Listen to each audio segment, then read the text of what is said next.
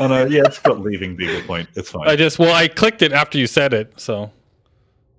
How do I? Oh, Soma, the category is wrong. Elite. It's been dangerous. Soma for the last game as well. Like Update. UHC was Soma. There we go. Too. So now Elite Dangerous. Oh no, I thought it was. Oh. Did you not update it? I thought I did, but I thought it was a bug on my end. So can everybody? How does it stream? Is it good? Can we hear each other? Can you hear the game? I don't know. See your face. Sorry, someone else has to talk. Blah, blah, blah, blah. Yep, sounded good. Does that count as talking? Yeah, it's working. Yay! So all right. I think it's all fine. Everyone's still here. No one's. People watching are still watching, I hope. Okay. Oh, that wasn't a screenshot? You're in no, game? this is in game. Holy crap! It's a beautiful game. Oh my goodness! It really is. I just That's think my you're ship. in game, like the way that it was framed. It's perfect. This is my game. It's the Veritable Star. This is your game. Wow. Well, my ship. Sorry. You made it all by yourself. I made it all by myself. This is my look at the paint job on this thing too. Holy, like it's gone through some hell to get out here. That's the way it should look. This is my crate Phantom. My exploration crate. Oh, is Phantom. that a long range ship? Well, it's a pretty decent exploration ship actually. If I go into the menu, ship. Where does it show me? It's been a long time. You're gonna have to give me a moment to remember how to look at everything. And they've changed the interfaces since I've been in here. See you guys soon. See you guys. See you. I'll be back. Goodbye. Oh, I love you. Where is it here? 60. I've got 60.85 light year jump range. Unladen at 64.87. So it's a pretty decent. That a lot? Yeah, it's pretty decent. Okay. Yeah. I mean, I know it's a lot, like in absolute term, but I don't know whether a loot the rest of the game. Yeah. A loot. Yeah. I never forget that. Yeah. So where's the chat? Yeah, Almond agrees. That's a great jump range. Yeah. Yes, yeah. Almond. It is a pretty good. It's pretty good jump range. I did a lot of work on this ship to get that jump range. This thing is engineered, and let's see here. It's got a Guardian. So yeah, I've got a Guardian frameshift drive booster in this thing, which is alien tech to help me with that. My frameshift drive is actually modified as well. Can I show info? Yeah, increased FSD range modification, 5-star rating. So 5 out of 5. The highest this you can get is 5. So I got that on there. What else? I got a Guardian hybrid power plant in this thing.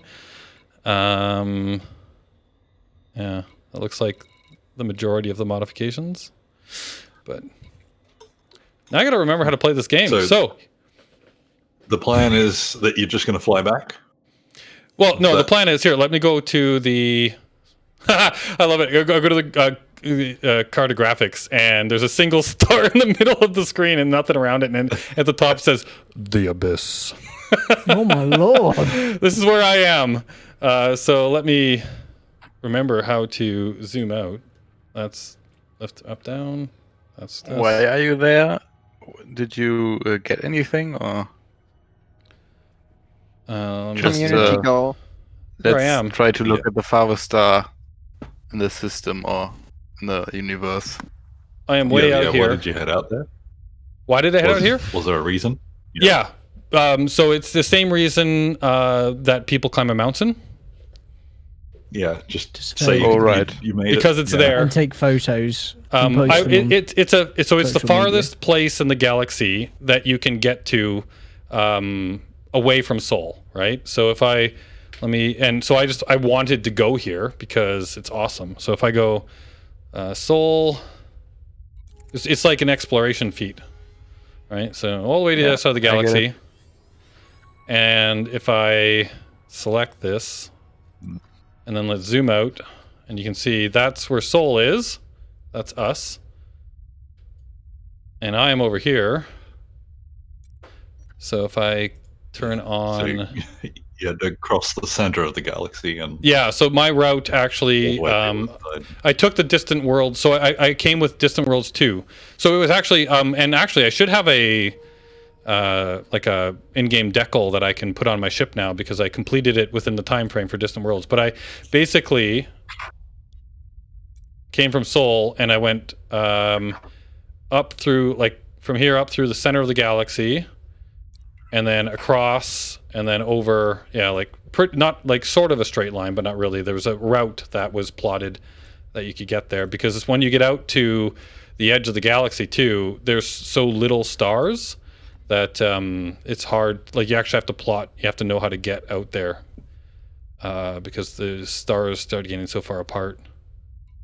Now if I go realistic, yeah, there's Beagle Point there. So that's where I'm at, Beagle Point. So are you going to slowly head back to Sol, or do you have a... Well, so I don't want to go straight across again. What I want to do is I'm going to follow. So there is... So if you look at Sol is in the... one of the arms of the galaxy here, right? So there's this arm. Yep. I want to follow this arm all the way around. So from Beagle Point, I want to follow this arm all the way around and then come back to Sol. So instead of going straight across, I'm going to take a circular route back.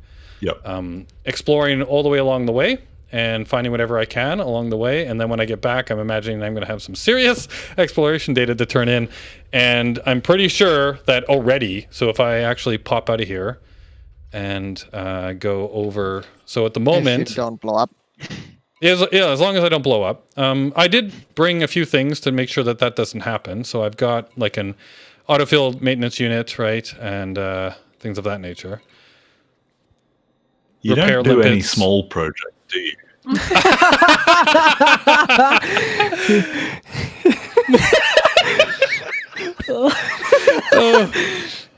said with a bitterness, that one. Well, that was just like, you're such an overachiever, you prick. Luckily, I brought some Lavian brandy with me for the trip home, so I'm... Right, yeah. Are you flying and drinking? Of course I am.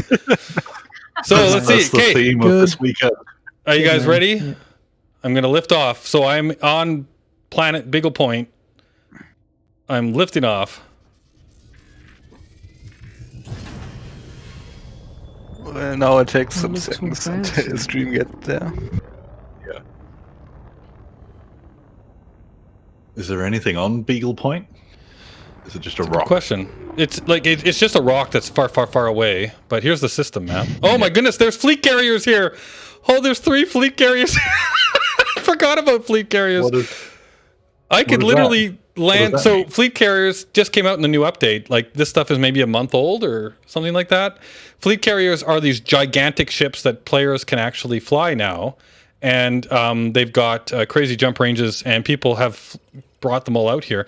So the nice thing about these actually is I could literally land on one of these and repair. Like, I could refuel, repair, get everything all stocked up again before I leave.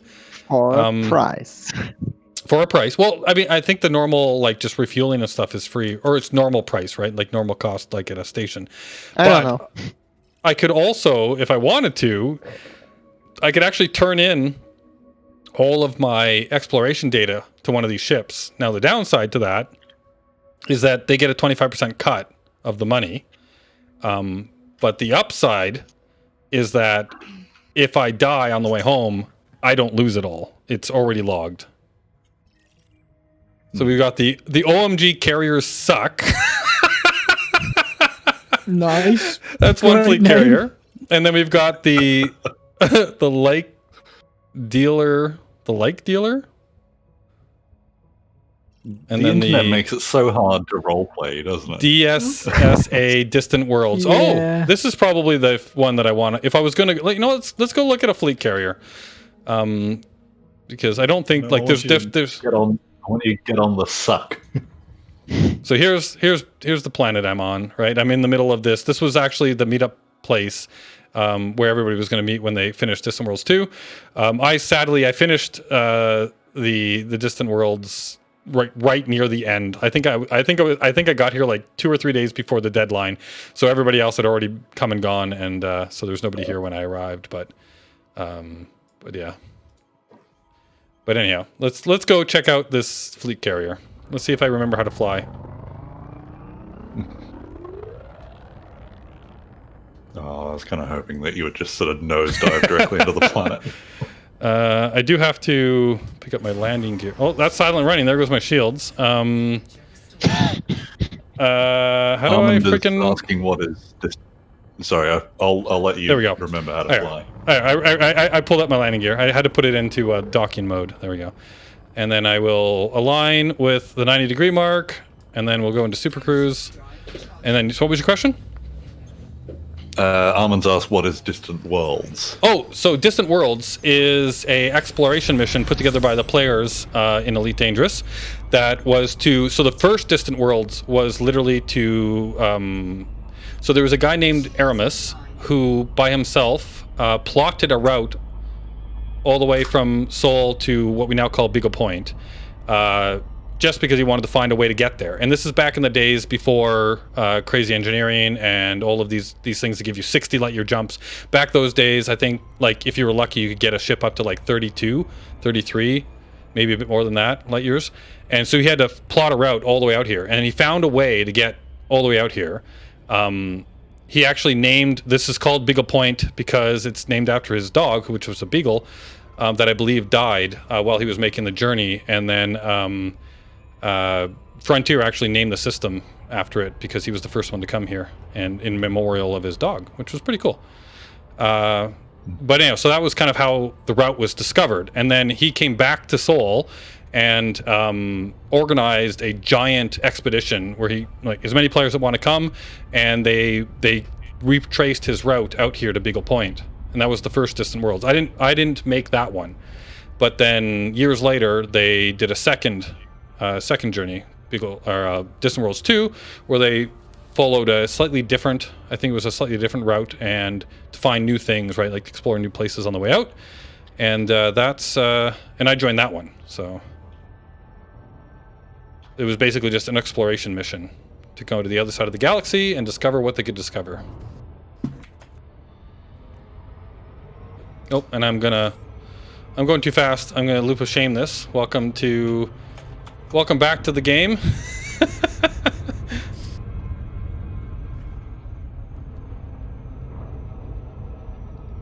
Can you change the color of like your interior? Is that something you've selected? So the game by default gives you a orange, but there's a mod that lets you change the coloring. So yeah, the purpley interior is my... Actually, this is my... I forgot to change it to my Anubis color scheme. This is my other commander's color scheme. The purple. I normally have a blue color scheme for my Anubis character. I have 2 different accounts. Anubilist? You have 2 accounts? My Anubilist? Yes, I do. Actually, I technically have 3 accounts. I have a 3rd account, which is for the Knights of Anubis, that never really turned into anything. Which was for the player group. Sadly. Yeah. So here is the DSSA Distant Worlds fleet carrier. Look at this thing. It's huge.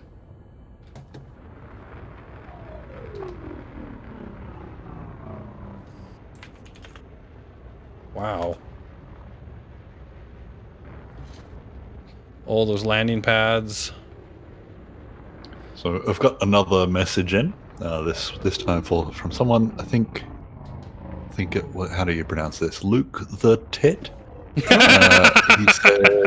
He says he hates you. Oh yeah. That's aggressive. A little bit mean. That is a bit mean. Much. I am going to dock Ben. here because this then will become my my save point. If I remember how to dock, contacts require. Oh, Where's Taka when you need her? You could really. yeah. Oh, we would all be cancelled. You would all be cancelled. Yeah. Out would come the Bane sword, I think it was. She'd kill us all. Ban us from our own channel. The only person allowed to stream on this channel would be Anubis. Yeah. Yeah. Well, the rules on this channel are very different than the rules on my old channel. I appreciate that it's not PG anymore. It's Can I a still bit land? jarring. Let's see if I can still land, guys. You look like you're doing a good job. Look at that. Textbook. Textbook landing. I can normally do that a lot quicker. Vic Smoke. Hi, I fell into the void. Oh, look, that loot tick guy. I don't know why he's got a crown on his head. I don't think he should have a crown. No, me neither. All right, so I'm going to refuel. He's probably sexy, you know. And I'm going to repair because I can. And I guess I'll restock. Look at that. I did not expect... After what I feel like I'm cheating now. I feel like I'm cheating. Carrier services. After what I was wearing last night, I think we have like an X-rated channel now. Yeah, I think you might be right. Are those going to be like a Nid uniform? Like, we all have to get a pair of those? Yeah, do you have a pair of jeans on you, Anubis? That you don't mind tearing? Cutting Like- up. Yeah. Like, to the point where they're not even... They're like underwear, essentially? I only have one pair of jeans right now, so probably shouldn't. Oh. Oh. Well, I mean, you've got a pair, so... Yeah. What is going... Okay, so I've never been on a fleet carrier, guys. Look at this thing. Okay, so... owned by Cazamel. Oh my god, that's like... That guy is like super famous in the Elite Dangerous world. He is one of... Kill him! Camzel? Camzel? Is that how you pronounce that? He owns a planet? No. He owns a fleet carrier. Oh, He's out. He owns this fleet carrier. Yeah. Anyhow, he's one of the main organizers for the Distant World stuff. So I guess it makes sense that he owns this one because it's called the Distant Worlds. So if I go into Universal Cartographics, I could literally turn in all of my data right now. Right, sell it to China. And well, I don't actually have a problem with selling it to the Distant Worlds fleet carrier. Oh my god, this page alone is worth 4 million. And I've got 15 pages of stuff to sell. So before we do this, because I think I might, because this way I don't have to worry about losing all my data. And I have no problem giving 25% of the money to Camzel. But before I do this, if I go over to... So what I was going to look at before was my status. Where is the stats? Not permits. Finance, permits, system faction, reputation. Where's the one that shows me... They've changed all of the interfaces since I played. Everything's different. Finance. What are you looking for? I'm looking for where it shows me my elite statuses. Is that on the home? Oh, here we go. Right on the home. So I'm currently trade elite. And I am pioneer. I'm 66% into pioneer. And I believe after pioneer, it's elite. So... I'm imagining if I turn all this data in, I might, we'll see if I make it to elite in, now I guess the downside is losing 25% of, somebody just make an account called I Hate Anubis Raw.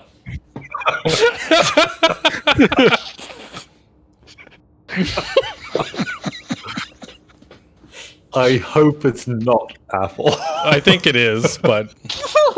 Yeah. I'm gonna do this. I'm gonna turn in all my data here, just because I don't want to lose it. I'm worried. Although I guess I could call the The fuel rats?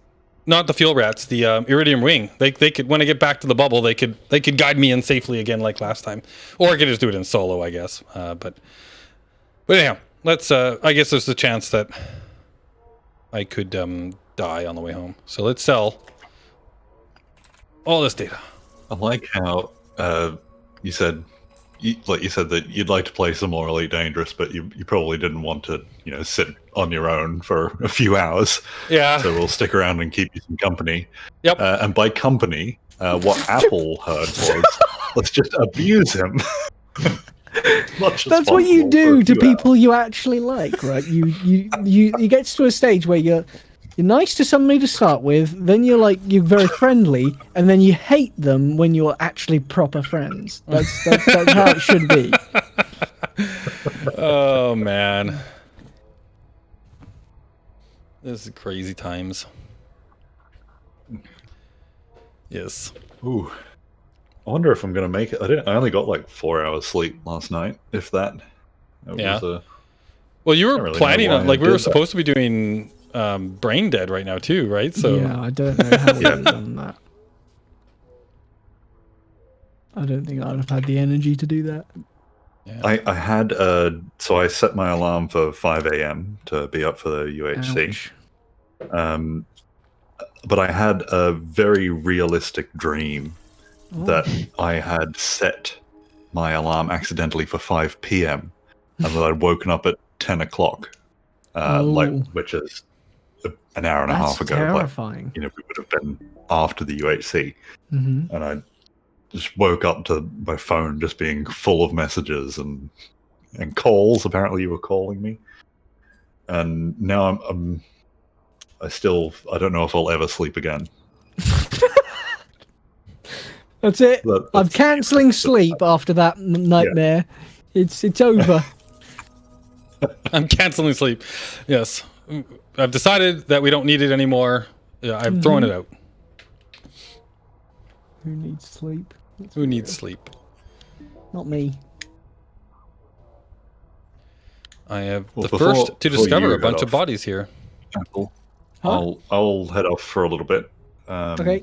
I'm going to be here half an hour or so.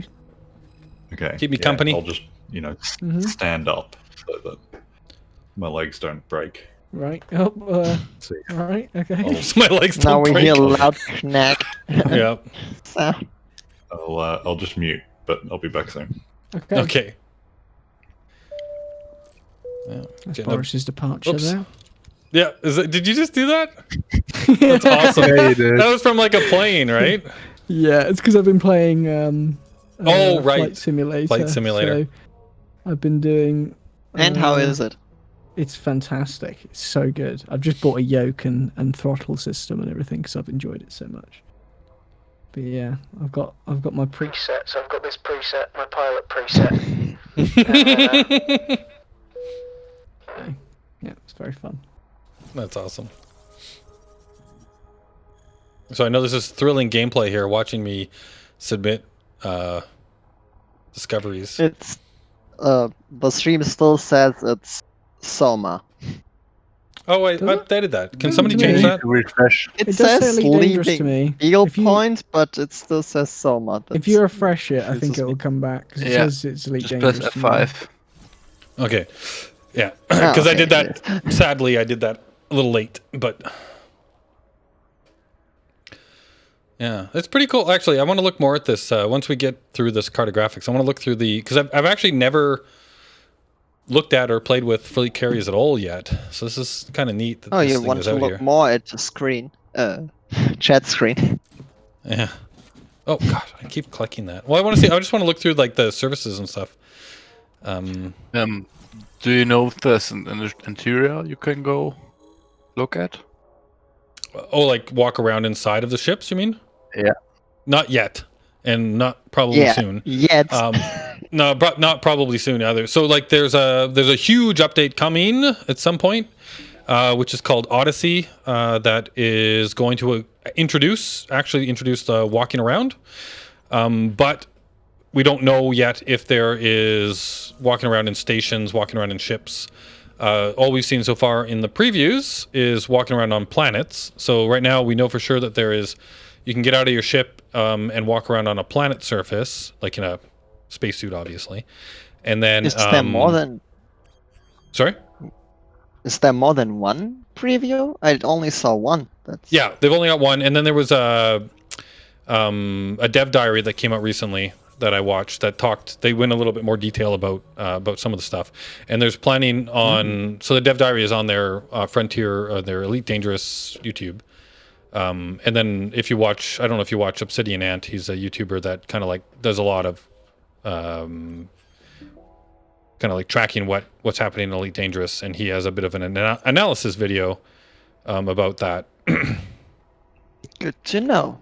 Yeah. So yeah, they've revealed very little so far about the update that's coming, but they've told us that they're going to do several of these Dev Diaries as they get closer and closer to the release, right? So we should be seeing more and more about what's coming. So far, all we know for sure is that it's going to come with light atmospheric planets. So right now, we only get non-atmospheric planets in the game. You can only land on basically moons and bodies that have no atmosphere at all. But this next update is going to introduce light atmospheres, which would be pretty cool. It's not quite Earth-likes and stuff like that yet, but it's going to open up a lot more planets that we haven't been able to access before. And I'm looking forward to actually seeing like atmospheres and stuff, and it should look pretty cool. Wow, this is a list of a whole bunch of first discoveries. Wow, look at that. But yeah, that, and then also walking around, at least on the surface of a planet in a spacesuit. And they're also introducing, they showed like a handheld analysis tool. So like they're introducing new flora, like new plant life and stuff on planets, like probably on these atmospheric planets. And you should be able to now find these plants and things and then analyze it with this little hand scanner and then get more information that you you can turn in for scientific data and things of that nature. So we know that that's coming as well. So that's all my data. Nice. That's a lot of credits. Yeah, I've got You're a rich man. 30. I wish I had $378 million, but no. Just translate. I'm sure you could just convert. So let's see. How much did that affect my Pioneer? Oh, maybe I got to wait a bit for that to update because it still says I'm at 66%. And now it had to be a station, an official station. Yeah, now I'll find out that I just turned in all this data and I don't get anything for it. But oh well. I'm pretty sure it's 75% is what you get, and 25% goes to, like, I think I should get all of the exploration points, right? Like, I guess I should have learned that, but I believe I get all the points for this, but I don't. And you I will only get enough coming back. Yeah, probably. Now, let's see. So we got Universal Cartographics. We looked at that. What's the Redemption Office? Oh, right. Yeah, if you have fines and things, you can pay those here. But I don't.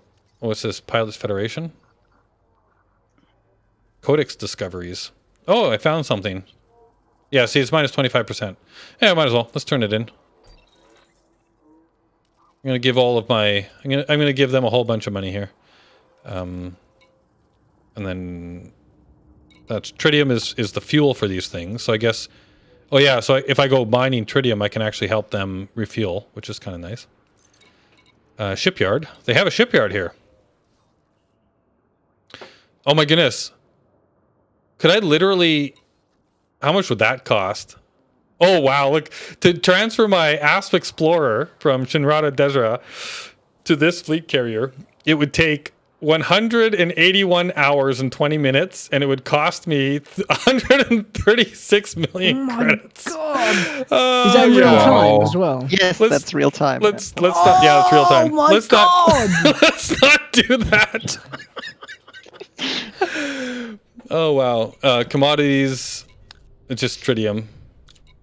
Oh, this is interesting. Filters. Okay. Yeah, this is the so like because you actually players can now actually like sell, like have their own commodities market, right? Secure trading suspended. What's going on? Crew lounge. No smuggling here. Oh, this is for my crew if I had crew, right? Which I don't. You can have crew. Yeah. If you have a big enough ship, some of them require crew, right? And you can have them man different areas of your ship. NPC crew. Carrier overview. Ooh, look at this. This is beautiful. Look at this thing. Can you co-pilot for a friend yet? Oh wow, look at that thing. Yeah, I know, right? That's really cool looking. Yeah, so if I was to just sit on this, like if this fleet carrier, let's say, was traveling back to Seoul, I could literally just park on this thing, and then they would fly, like they would keep jumping back or whatever, and when I log back in, I would end up wherever they were going, right? So if I That's stay cool. here and then this fleet carrier goes somewhere else, I'd go with. So yeah, commodity trading, secure trading. What's this? Oh, look, a little. How to purchase a fleet carrier. Welcome to the Elite Dangerous Universe. This is the pilot handbook for fleet carriers. Oh, wow, you're so excited. That one definitely looks different than the ones I already met. So Yeah. you have quite a lot of customization options. Yeah, look at that pilot handbook. Exit. All right, cool. Well, there you go. That's a fleet carrier. What's this? Outfitting. Oh, they actually have outfitting remote workshop. Oh, maybe not. I don't know. Oh, I'm going inside now because I was still on the surface. Now I'm being pulled in because I clicked on outfitting.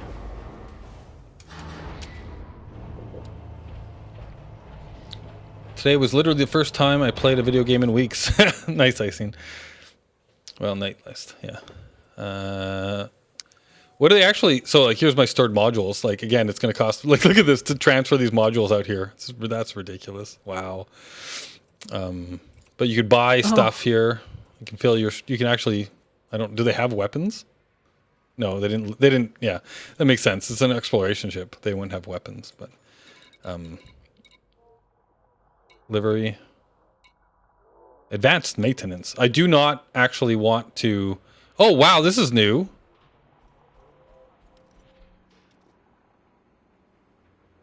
Repair all structural I elements. played 2 or 3 days ago. That didn't look like that.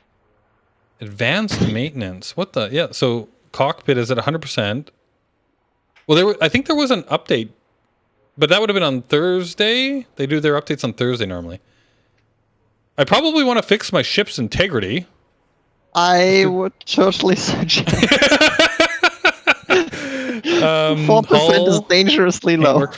My paintwork is at 6%. Oh wow! I think I'm it not. looks cool like that. I'm to be not honest. fixing the paintwork though. No, I'm leaving it. I don't want to fix the paintwork. That to me, your ship. If your ship looks like this, that means you're an explorer. Yeah, it looks used, you know. And if I it's a like it like that. fighter, you'll survive for quite a long time. Yes. Repairs complete. Surface scan. Oh, here's all my components, right, that I've got on my ship. Oh wow, you can like repair individual components now? That's interesting. Repairs complete. Oh, okay, cool. External repairs. Wow, this is like very detailed. Restock vehicles. Yeah, because I got 2. Oh, cool. Yeah, because I bring 2 scarabs with me because if one blows up and you're like on the other side of the galaxy, you can't get another one. But now that fleet carriers are here, I actually could. If I lost an SRV, I could get a new one fitted. That's cool. And ship launch fighters if I had a bay for that, but I don't. Limpets. Yeah, I don't think I want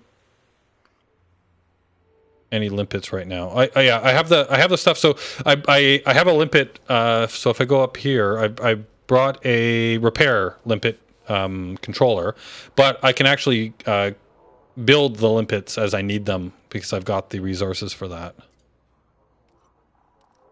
Refuel all complete. Okay, cool. That's neat. That is very different. Advanced maintenance, remote workshop. Yeah, livery. Very cool. All right, so that's a fleet. That's the internals of the fleet carrier. So let's launch. Let's start traveling. It's flight time. It's flight time. That's right. Here we go. When they add co-piloting to this game, I would be on it all day, every day, just sat in the co-pilot seat, doing nothing, watching the game go by. I love doing things like that. So Apple. Yeah. How do I forget. How do I show the different seats? There's a second seat in this, and you can telepresence into it right now if you want. Wait, what? Yeah. If you have the game, you can load it up, and then you can telepresence into this ship. What the hell? Why didn't you tell me this? 'Cause this was added. This was multi-crew. It was added a while ago. Yeah. So here, like Oh here, my you. god! I'm literally installing the game right now.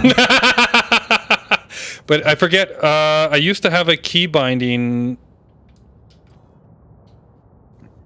Like, I'm not all that interested in Free camera. piloting myself. I just You want like you the basically you want to be experience of me just in Elite being there. Dangerous? Yeah, well, I just want to kind of like be. Can you play VR multiplayer, or is that just a single player thing? Well, you could be in VR in your seat, and I could be in VR in Yeah. my seat, right? Yeah. Yeah, that's all I want. Stabilizers, That's the existence I attach want. camera, Just put a food tube into my neck or wherever you put it. That's it. I'll just live in VR from then on. It's external fine. camera, arrow. There we go. See? There you go. There's the seat. There's a seat back there that you could sit in. That's the inside. This is the interior of my ship. Isn't it beautiful? I would love to be able to get out of my seat and walk around this ship. And then you see, Yeah, that'd be there's so that door. See that door in the back? I want to go through that door, and I want to walk around in this ship. It would be so cool to be able to do that. I really like. That's- I know that it's not. I'm not getting my hopes up, and I'm pretty sure that they're not adding walking around in ships or stations in the update. But I would love it. Well, is Odyssey going to do that? I don't. We have not heard any word, Almond, if Odyssey is adding walking around in ships and in stations. All we know for sure is that you can get out and walk around on a planet, because that's what they've shown us in a video. But other than that, we don't know for sure. So I would love it. That would be amazing, but I don't know. The only thing that drew me closer to Star Citizen was that. The fact that you got into your ship and you wandered around it and you could see all the like living quarters, and then you got into and it's your neat. seat It's and had neat, a little but animation. And so the thing that I've always kind of wondered is like what gameplay does that really like add, right? So walking around and stuff, obviously it adds, you know, all of the PvP kind of like close quarter combat type stuff, but I'm not really that interested in that. And I know that's me, and I know a lot of people are, but I'm not really all that interested in that kind of thing, right? But like, what kind of gameplay do you add when you add walking around? And I'm worried that when they do this, that they're going to. So right now in Elite Dangerous, when you do a mission, you go to one station, you, let's say, pick up whatever you need to pick up, right? And then you go to another station and you drop it off, and then you get paid for that. And currently, you can do that all from the comfort of the seat of your ship, right? Mm-hmm. Now, obviously, if you added. Yeah, if you added walking around, well, then, you know, they could do the Star Citizen thing where, okay, well, you have to get out of your ship, and then you have to get the stuff, and then you have to take it to the place that you're delivering it to, and then you deliver it there, and then you get paid, right? Well, what does that really do? That just adds a whole bunch of extra time for not really any real payoff, right? Like, the first time you do it is probably really cool, but then the second time and the third time, you're just annoyed, right? Like, it's like, nah. I like those, like I'm big on sim games anyway, so the more that you have to do the tedious basic stuff, the more it puts me in the world for me. Like, it gives you more like a more grounded feel to the game. It's all immersion for me. That's all it's for. Yeah, so you're one of those immersion people? Big time. Yeah. Everything is about immersion. Like Star Citizen, the idea Star Citizen, the idea like that I had a cargo ship of me and like 4 or 5 friends. Just the fact that we could go to the back and sit around and talk as if we were. Well, and I like the emergent gameplay that you would get out of that, right? But I don't like the idea of, and it's different with Star Citizen because it's always been like that, right? But in Elite Dangerous, everybody for like 6 years now has gotten used to the fact that this is how long it takes to do a mission, and so if all of a sudden they change it so that the same missions that they've been doing for 6 years now take 25% longer for everything because you have to get out of your ship and deliver something. You know, I think that there's going to be some serious community backlash against that, right? Maybe they will just make it an option. Right, but then who's going to do again, it's probably a novelty, right? People will do it the first few times and then nobody will do it anymore. And then really, what did they add? They spent all this time and effort to add something that nobody's using.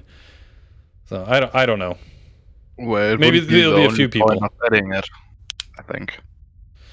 All right, I'm Because trying to just plan a sitting route around that here. episode is just that's also a thing. It's weird. Like I know that I'm probably a bit more like on the minority here, but the things that put me off Star Citizen the most are the lack of walking around and being able to explore your ship and go into like. And when you say Star Citizen, you mean Elite Dangerous? Sorry, yeah. That's like that. That's the one of the big things that's put me off the game for a long time. Yeah. Oh, plotting failed. Me I know. too. I'm not gonna find a route probably because it's too sparse. I'm gonna have to try. So I wanna. Here's Beagle Point. I need to go. I want to get into this arm here. So you see, that's the route I want to take home. Is taking this arm, but I need to find. I'm gonna have to plot a bit to try and find a way to get into denser stars. So let's just try a little bit closer, maybe. God, there's so little stars around. How was the game called where you could pilot a spaceship with friends again? Like with a crew of 3 or Pulsar. 4. Ah, yeah, right. That's the one. Oh, not Polestar. I knew that was coming. Oh, I was first thinking of it. Should I say Pulsar instead? I'm never gonna live that down. No, you're not. That is the thing. Whenever I tell a story about the Nid, it's usually that. It's like that is one of the funniest stories I've got from all of us. We should play that game at some point again. That's got VR support now as well, doesn't it? Yes, that's why I said that would be nice. Economy, government, civilization. Where's the one? Stars, carriers. Where is? There is a filter for star class. There it is. Okay, so I've got everything turned on. Okay. Anyway, sorry, continue. I'm going to try and find a route while you guys keep me entertained. Oh, Because that's what this is about. How would you like to be entertained, sire? Please let me dance for you like a monkey. Fuck Thank you. Nid. Thank you. All right. Oh man, look at how sparse the stars are. Like, how far away is that star? Is this not normal? No, it isn't. Not in like the areas of space that most people live in. What is Sounds this? really Why weird. can't I even pick on this star? What is that? What are you? Why can't I select you?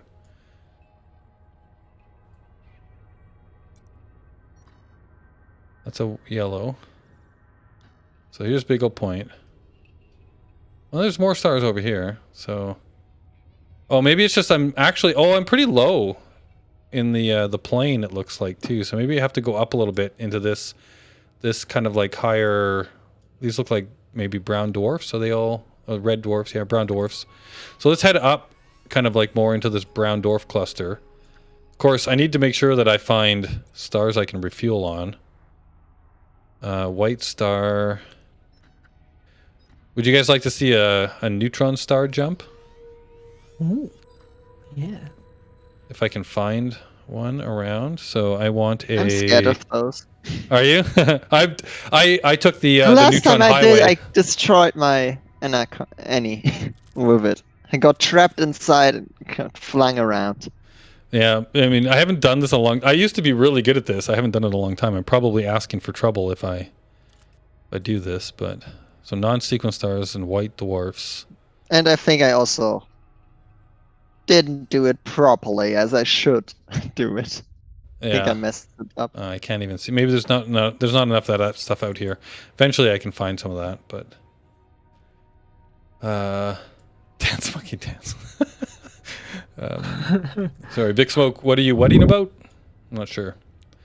All right, so let's see. If I head up into this plane, actually, I want to turn on just the stars that are scoopable for the moment. Oh, there's quite a few.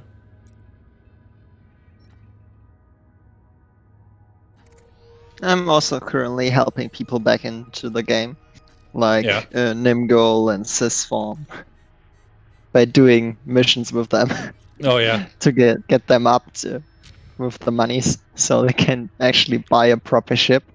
All right. We'll get up into this area, and then we'll go from here. This is going to be true exploration, trying to like plot my way out. The way I got out here was I just used the routes that were posted online that people used for Distant Worlds, right? So I've never really had to like plot my own routes like this. It's kind of fun. Oh, I guess I should put up my landing gear. All right, here we go. Would First help. jump out of Beagle Point. Beagle Point. Here we go.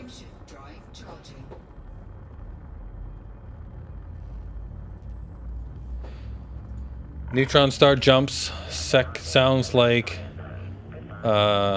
planet slinging, but on a near black hole gravity. So yeah, neutron star jumps are pretty cool. So you can do them in white. You can do it in neutron stars and white dwarfs, I think, or can't remember exactly now. It's been a while. Oh, here's my first fuel scoop.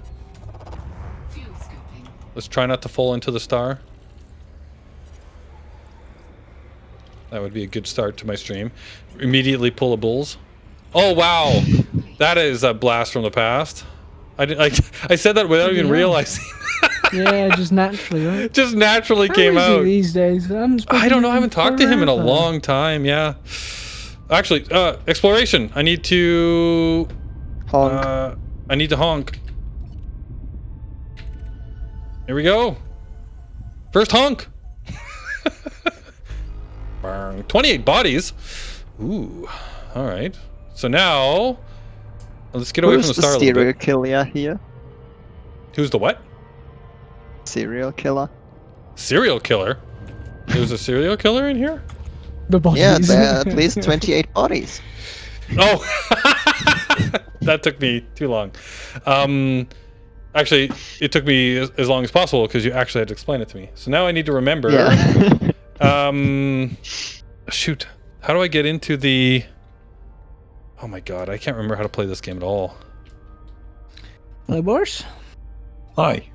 Surface That's scanner, right. discovery I don't know scanner, how long that is. Where There are you is up a- to? You at Seoul yet? combat. Oh, I don't want that. Yeah, you certainly I made is. one jump. Yeah. There is a mode, and I gotta remember. Oh, here we go. Ha! There we go. Now I can discover the system. So I need to find what do we got here. So we got asteroid and we got signal sources in the asteroid. What's that all about?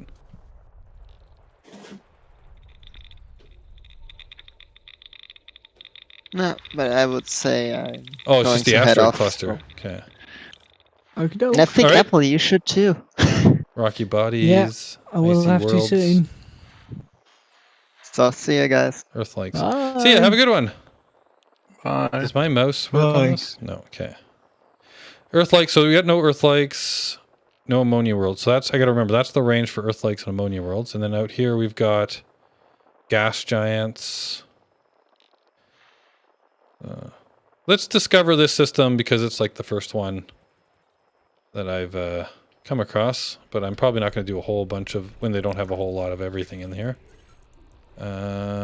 So Ammonia worlds do not sound fun. It's like a really shit theme park, my goodness. ooh, look at that. Gas giant with ammonia-based Very life. clean. Ooh. Oh. You've discovered life? Well, it has the possibility of Created life. ammonia-based life, yeah.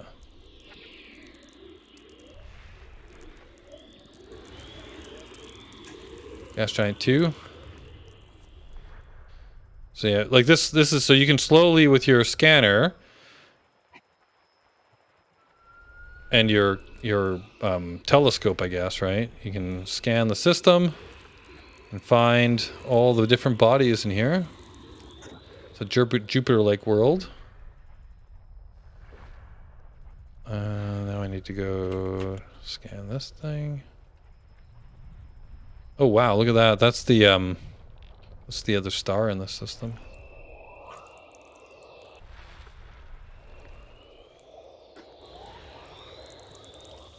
Some pretty planets.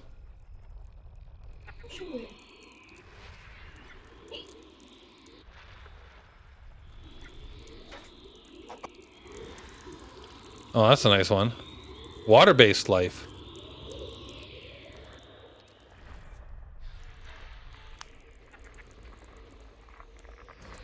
So when it says water-based life, does that mean water is the main, like, are we water-based life or are we carbon-based life?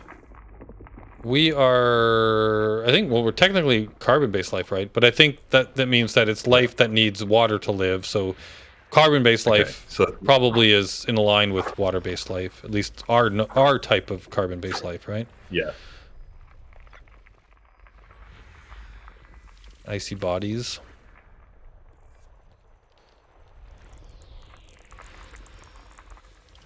So you fly around and explore these systems, and then you turn in all the data, yeah, all the science data for this. And this is also like when the new update comes out with Odyssey, you'll also be able to now land on more planets. Then once I finish scanning the system, I'll pull up the map. But right now we can only land on. So like this is an icy body, with no, like, as long as it has no atmosphere. So if I look. Surface pressure, yeah, so it's got 5.95 atmospheres. So I wouldn't be able to land on this planet right now in the game, but when the new update comes out, you should be able to land on those. So icy bodies and rocky bodies with light atmospheres are going to be landable in the new update. And those types of bodies might have like plant life that you can then analyze with the new like handheld scanning device that they're adding to the game, which will be neat. Is No Man's Sky and Elite Dangerous slowly merging to become the same game? No. No Man's Sky is like I played it when it first came out. I haven't played it since they've done all the updates. I've heard it's gotten a lot better since the updates have come out. But they are very different games. Like Elite Dangerous is kind of like a simulation of the galaxy, one for one, and very like they try really hard to kind of like be as proper to physics and to our universe as possible. And I think No Man's Sky is more arcadey in a way. Like its flight model as well is very. I think, like, I remember when I first played that game, like you literally cannot crash on the ground, right? Like if you try and crash on the ground, the ship pulls up automatically and just like keeps you at a certain distance from the surface. Whereas in this game, you can definitely still crash. the case? I don't know. I haven't played it. Like I said, I haven't played it in a while. So if somebody else knows, actually, Lyric should know. She's played it. Oh, has she? Most recently. Can you crash in No Man's Sky? Can you crash into the ground, or does it still stop you from crashing? Oh, I don't know. I'm pretty sure you crash. I don't know. Did you try to crash? You probably didn't try to crash. I didn't try to crash. I accidentally ran into. Why didn't you try to crash? That's the first thing I did. Yeah, I don't know. I don't remember like what it does if you crash. They changed a lot. I'm not sure about crashing. I don't generally do that. The Icings agrees with you.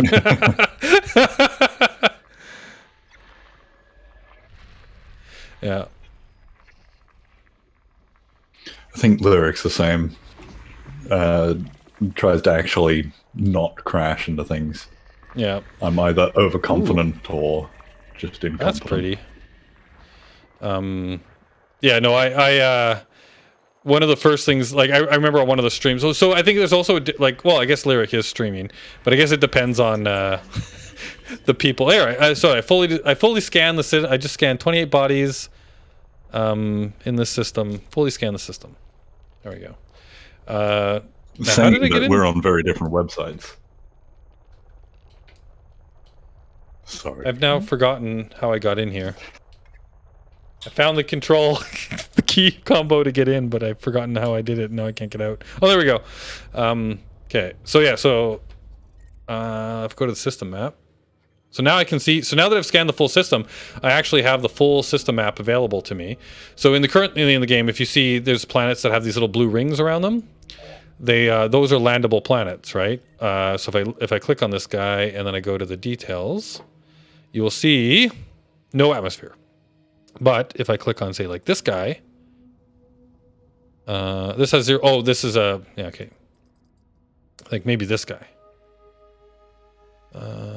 Yeah, 0.08 atmosphere. So right now we can't land on this, but when Odyssey comes out, we would be able to land on this. This is a rocky body that has a very limited atmosphere. So that's like stuff. So all of a sudden, like, and I think all of these, like, yeah, see, these are, yeah, 1.3. So these are all light atmospheric. So basically, like, all of these planets would become landable once the game updates. But these ones, like gas giants and stuff like that, they're still not going to be landable yet, and Earth Lakes and water worlds. But one of these days, one of the things that I would love to do, and this was talked about a long time ago, I think back in the Kickstarter days for this game, was right now you can fuel scoop off of a star, right, and refuel yourself. But they were talking about at some point being able to actually like go into the atmospheres of like a gas giant, like a Jupiter style planet, and scoop off of like the gases in the atmosphere of a planet like this and refuel. And that would be super cool to like literally like fly into the I could just imagine, like, can you imagine like taking a spaceship and flying like through the clouds in Jupiter? Oh, that'd be so cool. That'd be so cool. All right, so I've scanned the system. Does the game incentivize landing on planets at all? Or? Yeah, so actually, yeah, I could do that and show you guys. I'll go to the next system. I'll land on a planet. But yeah, you get out and it does encourage it. So much from it? You do. So there's you get little buggies right now, little SRV buggies that you can drive around on the planet surface, and you find like rock outcrops on the planets, and then you can blast those and get the like the rock bits to come out, and then you collect resources like sodium and like different materials and stuff, right? And then you use those materials to then, so for an explorer, you would use those materials to like repair your ship and like refuel and all kinds of stuff, right? So if I get away from here, so right now if I look on my ship, if I go over to my menu over here, if I go to my inventory, you'll see that I currently have a bunch of materials. So I have like arsenic and boron and cadmium and like all these different, so these are all if I go up to filters, so I want elements. Yeah, elements. So these are all types of things like lead and magnesium and mercury. These are all things that you can find on planet surfaces. You can and collect them, right? And then having all of this types of stuff then allows you, if I go to synthesis, so I can create different, so right now I've got the ability to do what's called an FSD injection so I can do a basic one. It takes up some carbon, some vanadium, and some germanium, and there's 3 different levels. So I've got like basic, standard, and premium versions of these.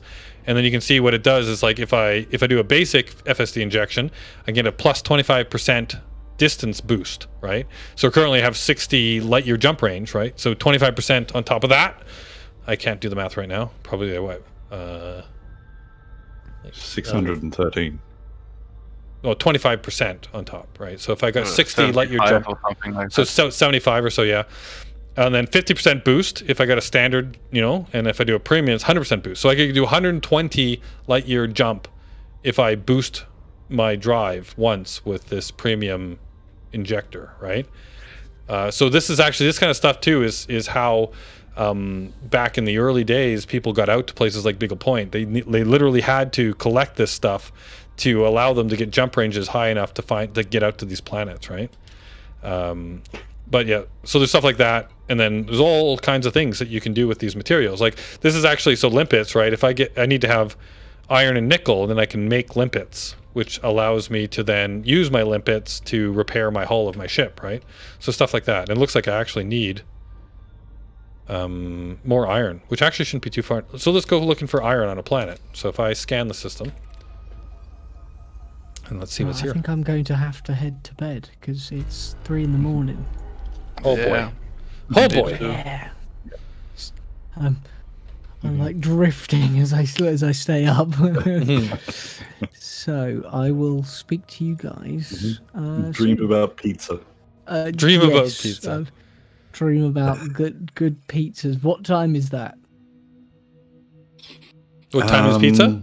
Oh, Yes. when do we normally start Wildlands for you? 10. Have a look. 10 to... I'm talking to Apple. Yeah. His time. Oh, I knew that bit already. 10 a.m. So we probably will be hungry before then, but don't get up early. You should sleep. Well, I don't want to keep you waiting for food. No. It's all right. We'll have a late.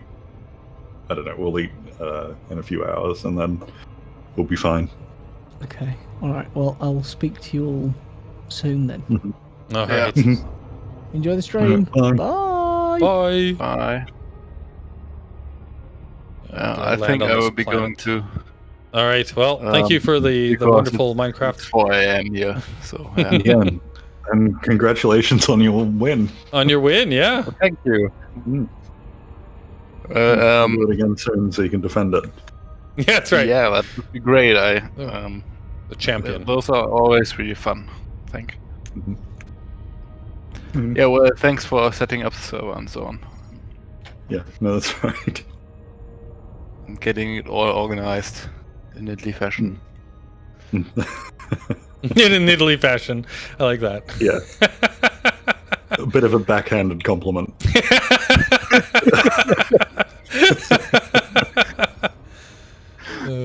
Good times. Well, yeah, enjoy playing Be Dangerous.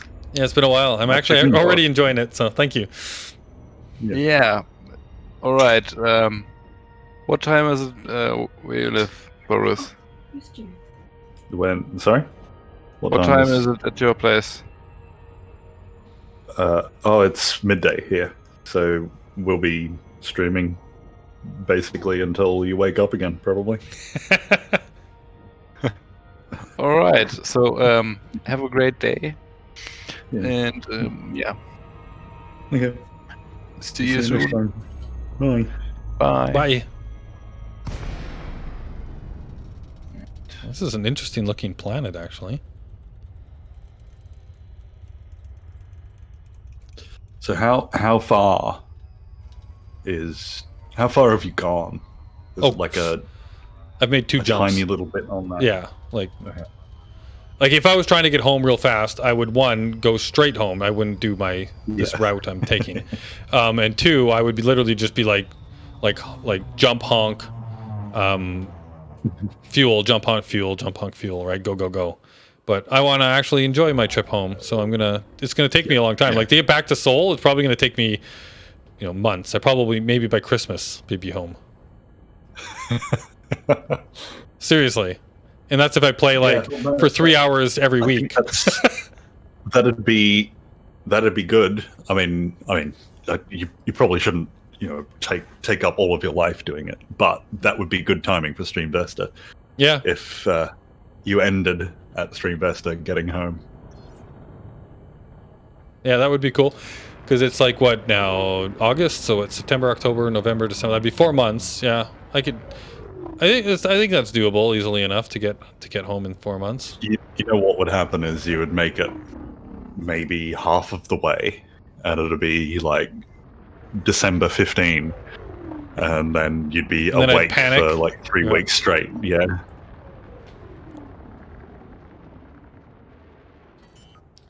I'm gonna land here. This is a neat looking planet. Like, Now you need to find a landing spot. Here, let's go over to the edge. And I'll show you the SRVs, Boris. I don't know if you've seen these before. I've only imagined them in my brain from that adventure, the roleplay. Oh, adventure. right. Yeah, that's right. Yeah, so you're gonna get a bit of context here, right? So here's a ship landing on a planet. Come on, there we go. And then,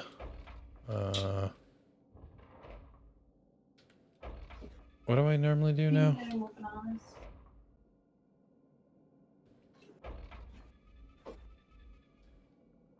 Why have I was just, whoop. Thermal signature restored. Landing gear. So I go like this, do that. Then oh, there we go. Okay, so here I am, Pismo Beach, all the clams I can eat.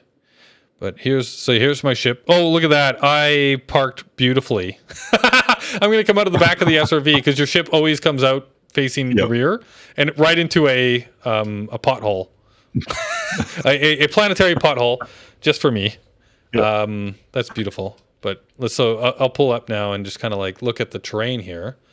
Like, look at this. Oh man, you can look at the galactic core off in the distance. Oh wow, that's pretty.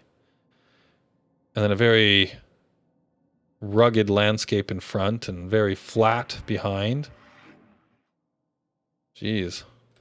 All right, so let's go back in. I think you should drive your SRV straight off one of those cliffs.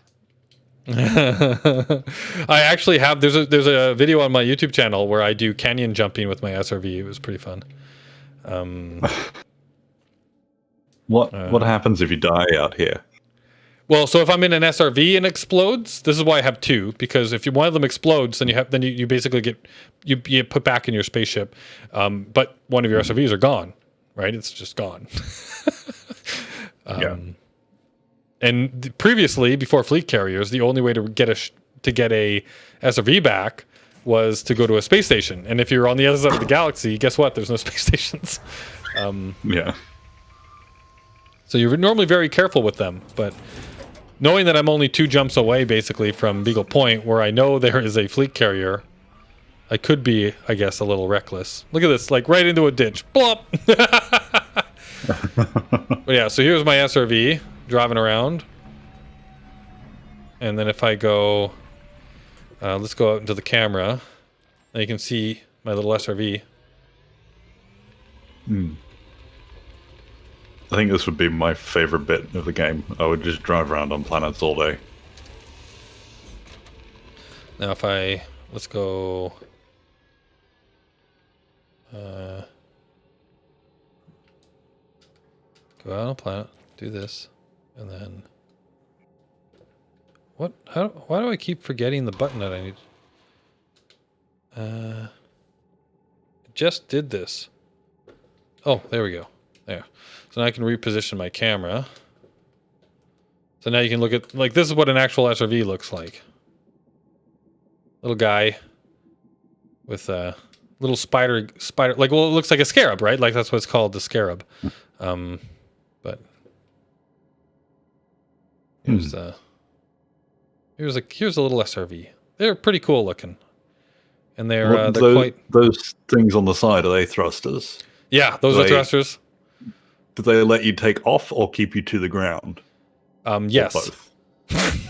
Okay. So if I go, I need to lock back.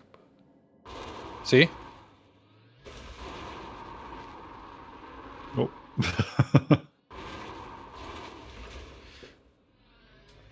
Seems too high. Oh, I got this thing going backwards now. There we go. So so the nice thing about them is, like, yeah, like you can drive around in your little buggy, and then I can get up to full speed. There we go. Burn.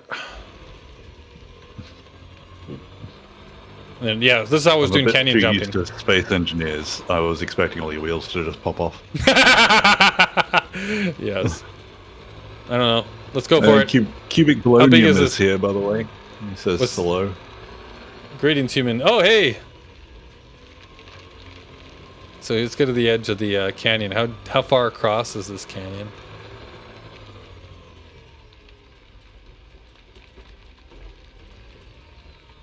Oh, it's pretty big. Let's go.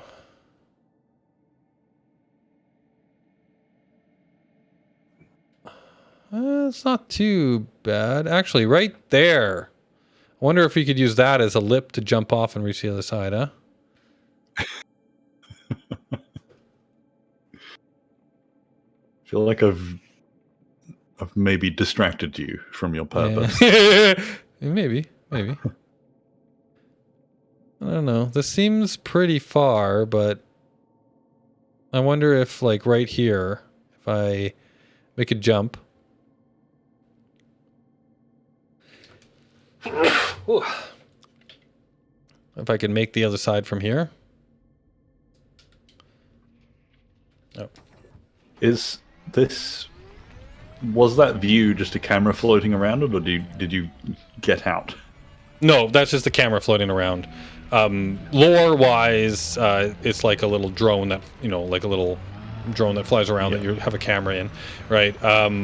But no, when the new update comes out, we literally should be able to get out and walk about.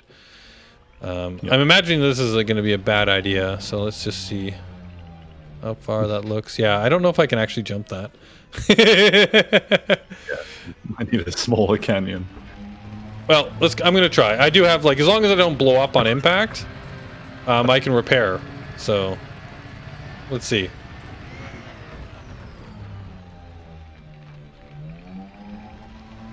Okay, full speed ahead. Yeah, Cubic Balloonian believes in you.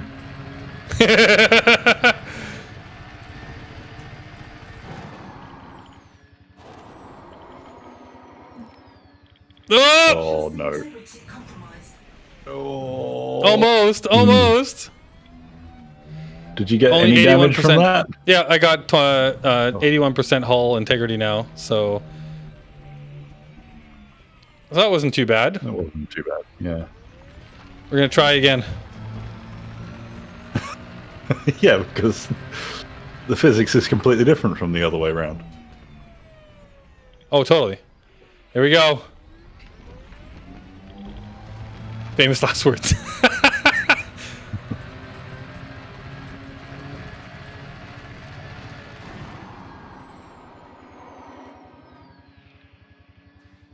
Oh, this one's gone Oh, better. I did it just barely. I hit the edge.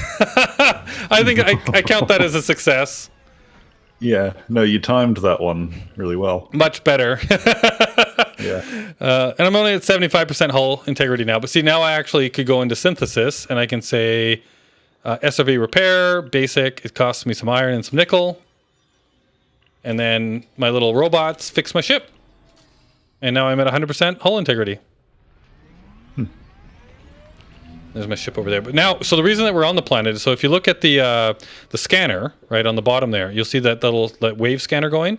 Now there's stuff on the top. I don't know. Will my mouse show? No. But yeah, so there's items on the top of the scanner and then the items on the bottom. The items on the top of the scanner normally represent high-tech signals, and that will likely be my spaceship, as you can see over there. So it's reading. You can see my spaceship is coming up as a high tech, but then there's all these little guys on the bottom. Those are surface deposits, right? So if I if I drive towards one of these, and we're looking for iron so that I can do some limpets. Oh, now it's breaking up. You can see that. Oh, here we go. Found an outcropping over here. And as I get closer, you'll see that the scanner gets like tighter and tighter on that item. Incorrect cockpit mode. How do I change my cockpit mode? Press number 4. Sure, let's do that. Cockpit mode. And I can fire at this, and then you see there's a whole bunch of little pieces that come flying out. So there is vanadium, and I can go over here and I can see them all. So if I go to contacts, so I got some iron, some nickel, some vanadium, some manganese, right? So now I can basically select one of these guys, and then I can open my, oh, that's the wrong button. Open my cargo, and can select these guys. and I can pick them up. If I can get myself off the outcropping.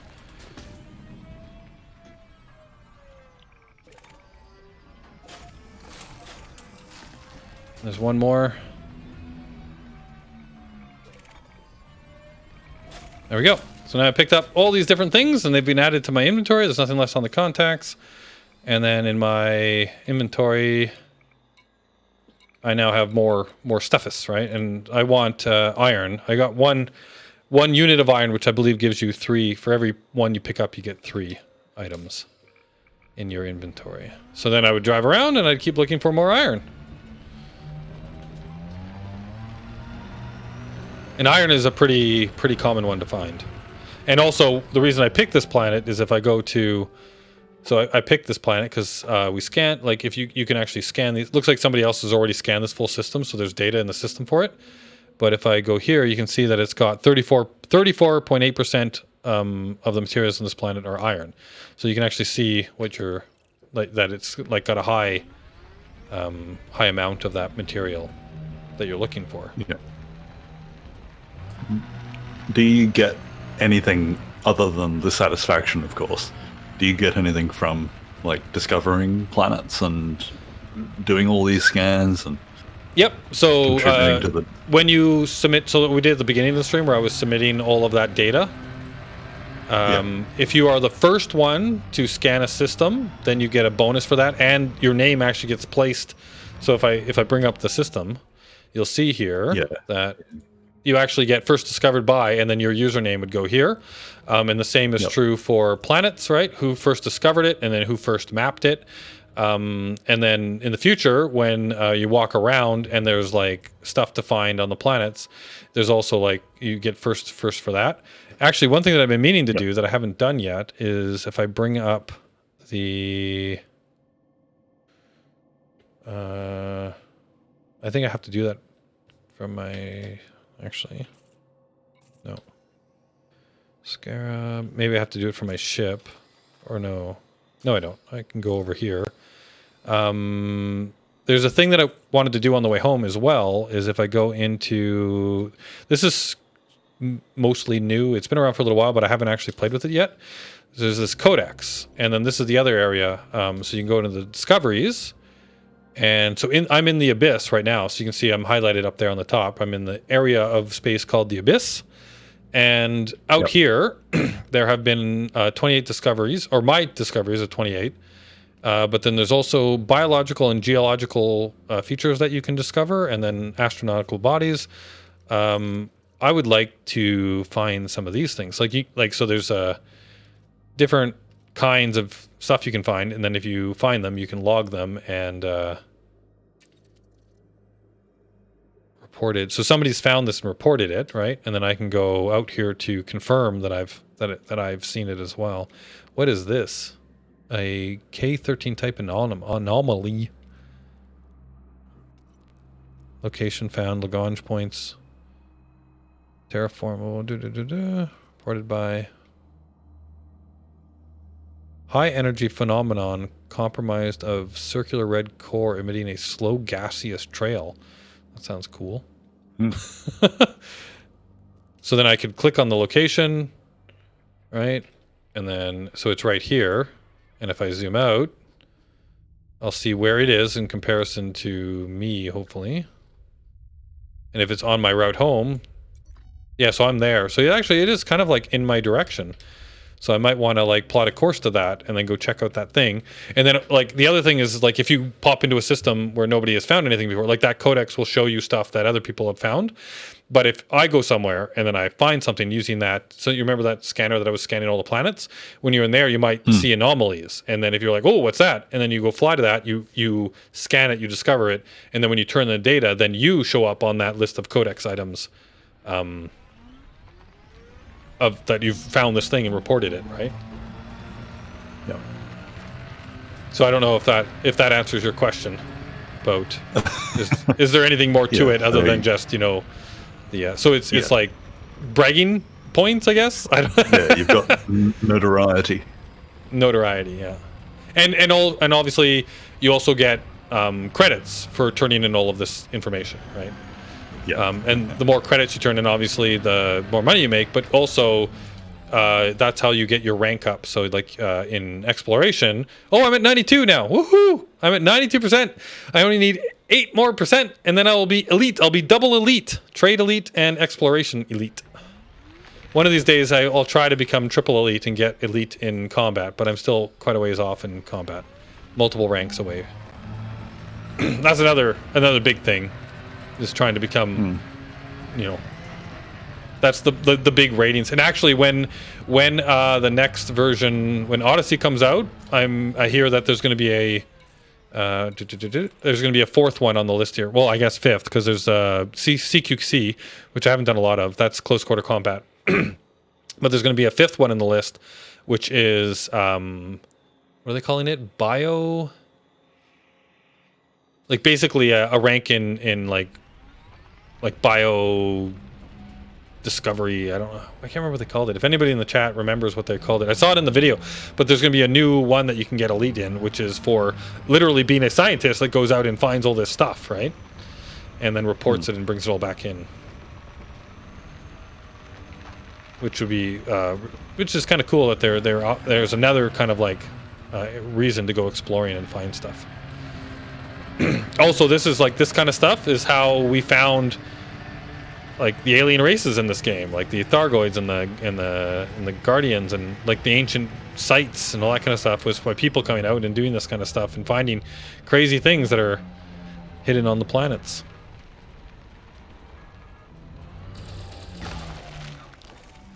So the people that make the game, they just sort of hide all these story points on them around, let people find them whenever they do. Yep, that is correct. Some of them have been very hard to find, because like a lot of the tools that we have in the game now, like they didn't exist back when a lot of these discoveries were made. So they, like, people were literally like fleets of people were literally flying close to planets, just looking at the surface to find stuff. Yeah, like that's how the Guardian sites were found, by like eyeballing it, which is crazy. The amount of time and effort that went into looking for those things. Now I saw another outcropping. There it is.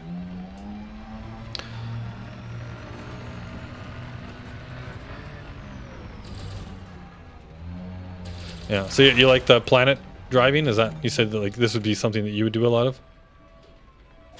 Yeah, I just like driving things in general. Yeah. Oh yeah. You like, what was that, Euro Truck Simulator? Yeah, that's what we were playing last night. That is more of a play that and just be silly with it. We don't actually. Right. We don't actually play it. I do like flying as well. Yeah, well, Apple just got that flight simulator or whatever, right? Yeah, and he's bought the stick for it, so yeah, I think we're all gonna join in with that. Do some flying around. He told me pretty much all he's doing at the moment is looking up all of our addresses if we've given them to him, and flying his plane into our houses. Yep, he told me that he did that. Oh, I found a rocky area.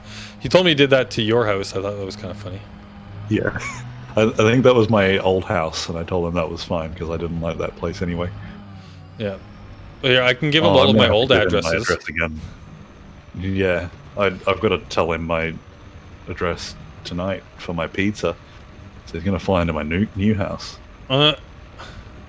Actually, that would be a fun trip for Apple. Actually, if he was to fly to all of the houses that I've lived in my life, because you would have to go. Because I've lived all across Canada. I've lived in the States. I've lived in Germany, like in Europe. Yep. So like, yeah, and actually it'd be fun for. I would actually, if he would, one of his streams, I'll watch one of his. If he streams it, I'll give him my address when I was in Lahr, Germany, and I would love him to go fly into my old house in Lahr, Germany. Because I would love to go see there again. I want to go back and visit there again. I love that place. Okay, well, that's the thing that we could, because I think Apple hasn't streamed any of it yet because he's waiting for us to play as a group. So Okay. it's free on the Game Pass at the moment. So it's like, Oh, is it? I don't Is know it only on what a it would be for you. on but a console? no, it's on Steam as well. Okay. No, Can you so play cross the game? environment? Like if he's on a Yeah, console and yeah, we're well, on PC, we I can assume play. so. Okay. Oh, no, Just making this sure. isn't on a console. So Xbox, you can play most Xbox games on the PC. You just use the Xbox app on your computer. Oh, I see. Okay. So what we've found lately, what we're doing a lot of is we pay $5 a month for the Xbox Game Pass, and then we just play whatever games Microsoft gives us that month. That's what we've been doing. No, really? Get new things, yeah, and Flight Simulator's on there at the moment, so we'll play some Flight Simulator. If it's worth it, we'll probably buy it on Steam. Right. So I don't know if that works as well for Microsoft there. Trying to remember. I think what we're going to do is get together, and I think that would be a good stream activity, is just doing a Anubis World Tour. An Anubis World Tour. Yeah, I like it. What are the other things? So it's got. Sorry, you can play the actual game. Okay, we're calling. No, I was just trying to make sure that I dismissed my ship, and I have. So keep going. I'm just looking for outcroppings right now. So. Yeah. One of the features that's apparently in the game, I don't know that much about it. Lyric and Apple know more about it, but so Lyric had this idea, because in one of the features of the game is real flights in it. So like real flight paths. It takes real data that's happening right now and then puts that into the game, so you can fly alongside a plane that is actually flying in the real world right now. Huh. Weird. So that's neat. What we want to do when the Nidaway eventually actually happens, while you're flying here, we will get into Flight Simulator and fly alongside your actual plane. Oh, this sounds awesome. So, and we decided last night that it wasn't going to only be that. We're going to be sat in an uncomfortable chair with our knees squished, and we're not going to move the whole time, so that we're just cargo. as uncomfortable and tired as you are when you get here. Yes. Oh wow. Because So you're gonna do the whole It's like a friggin' 24-hour flight. Yeah, we're going to do the whole thing with you. Oh my god. You guys are crazy. Which is definitely a bad idea, because we're supposed to be the refreshed ones that are ready When to yeah. pick you up and go, and so that you can just sleep. Yeah, this seems like a horrible idea. But that's the kind of things that we do, so this is horribly You'll be on two Nid. different planes, which is the problem. The one for Armand would be much better, because that's just coming from Perth to Brisbane. So Yeah. it's like a 3-hour flight or something. So that one's more doable. But going from like Heathrow to Brisbane via Dubai or something, that's a long Oh my flight. goodness. Yeah. Yeah, and then from freaking Edmonton all the way to that's a long flight. And you're probably doing it at roughly the same time, so I don't know how we'd manage that, but Yeah. I'm trying. Jeez. I was looking for iron, right? How much did I get any? I didn't even look at what it's picking up. It was just picking stuff up. Which is fine. We need lots of everything. Iron. There, I got 9 iron now. I think I needed 1 more iron so that I can do build a limpet if I need it. So I'll find 1 more outcropping. See if I can find some iron, and then get back on my ship and keep flying. That sounds neat though. How goes the space trek? Just started, Almond. I'm like running around on a planet because Boris wanted to see a planet, and I needed iron anyway. Got something on the radar off in this direction. I found out, Anubis just told me before, that he might make it back to Seoul in time for Christmas. Yeah. Time for Streamvester. So that's the time frame that we're looking at here. It's not like, I was expecting maybe 2 or 3 weeks. I knew it wasn't going to be fast. I didn't realize it was going to be months. Yeah, well, so also, I mean, that again, makes if I was streaming every day, for a couple of hours, I could probably, I don't remember how long it took me because like I boogied when I was coming out here. I just boogied it. Like I went crazy, go, go, go. And I think it took me, it's like 4 weeks, like non-stop. Like that was like 2 times. I think I was streaming twice a week, 3 hours each session. And it was very just like go, go. I can't remember. I guess I could look back and do it. Or I could just look online and people think, how long does it take to get to Beagle Point direct, you know. But like it's like it was a long time. And if I like I'm not planning on just boogieing it home. I'm planning on actually doing this kind of stuff the whole way home. So it's gonna take, you know, probably 3 times as long with the way that I'm planning. I'm taking a longer route, and I'm also planning on exploring, not just flying. Yeah. Not to. This is the sort of thing that you probably don't bring up live on stream, but if you do feel like doing this every, you know, like making a regular 2 hours a week or whatever you want, then I think it would probably turn into something more like I don't know. We'll work out things to be more of a podcast than right. Yeah. anything. Yeah, I wouldn't. Yeah, I actually that was kind of like I know, like again, like talking live on a stream, whatever. But that was actually kind of the idea. Is I wanted to get started in this game again. I wanted to get home. I know that the only way that I'm probably going to get home is if I stream it.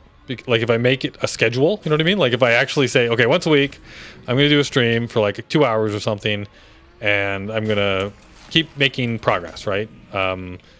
Whatever kind of progress that is, because who knows, in a 2-hour stream I might like make, you know, 2 or 3 jumps because I find cool stuff and I go exploring, and then in some streams maybe I do like, you know, like 30 jumps because there's just nothing cool to look at, right? But I think it would be fun to do that. We'll have to give it a good name for the series. Yeah, if anybody actually has suggestions that's watching right now, feel free to give us suggestions. Like I mean, obviously the obvious ideas are like the journey home, but I actually had I already had a YouTube series that I did. I think I called it the journey home, and it was where I was trying to get my permit to go back to Sol System and actually go visit Earth. So I kind of already used that name. Let's watch my ship come in for a landing. It's got to be. Your ship does its own thing. You don't even need to fly it. Well, you can. It's got limited autopilot. So when you're on, like, you can actually send it to just orbit the planet, and then you can recall it, and then it'll, like, the limited virtual assistant will land the plane for you. But they're not super smart, so you need to try and recall them in areas that are pretty flat, and if there's things in the way, bad stuff happens. But yeah, it is 3306. So you'd think that there'd be some, like, if Elon Musk can make cars drive around the planet without people, then we should be able to make spaceships that can land themselves on planets, right? I mean, we already have that. I think space travel is easier to order. Yeah, we got planes that can land themselves already. Cars, that's right. Yeah. And, like, everything that goes to Whoa! other I planets. hit a rock! Ah! Okay. If you send something to Mars, it's too far away to control directly. Yeah, exactly. You have to automate the whole process. But there's also far less to hit. There's no, like, elderly grandmother walking across the street. You don't have exactly. to, there's no people there to worry about. Yeah, lots of people to teach a machine how to read stop signs. Stuff like that.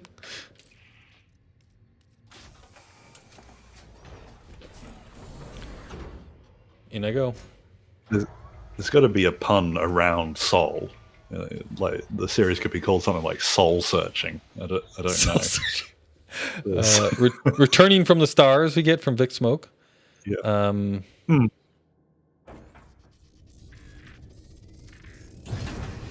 We could call it Space Madness. Because by the time I get home, I will probably be mad.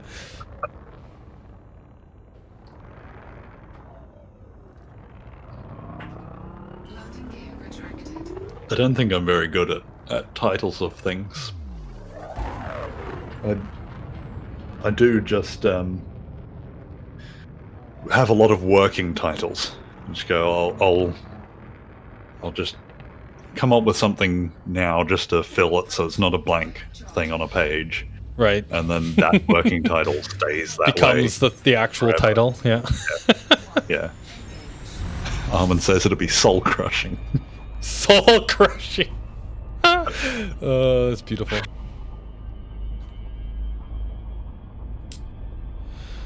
Alright, so let's get away from the planet. Now I gotta plot. Oh, that's right. I'm gonna go plot to that anomaly that was reported that's nearby. So we'll go see what that is. I want to actually, this trip, like the way out here was, I was space trucking basically out here. Just get to the destination before the deadline. On the way home, I want to explore. I want to find stuff.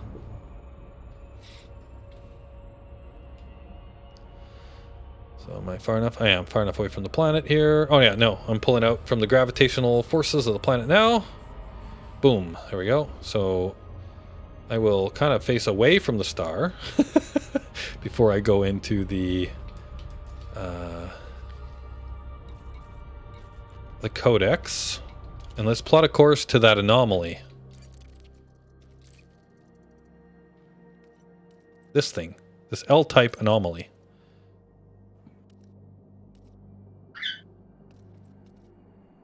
Reported by, reported on. I think I would definitely like playing this game, but it's a big commitment. Plotting failed. Shit. Oh. That means that it's oh wow, it's 1,000 light years away.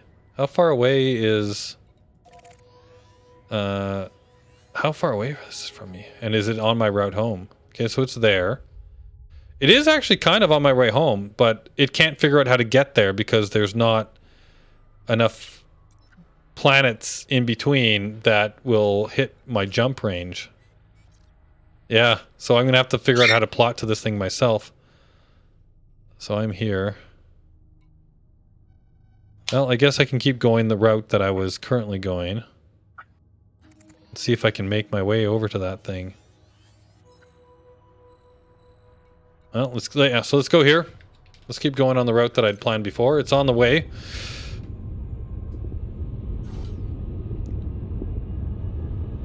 Frame shift drive, what? Oh, it's trying to do a single jump for no, yeah, that's not gonna work.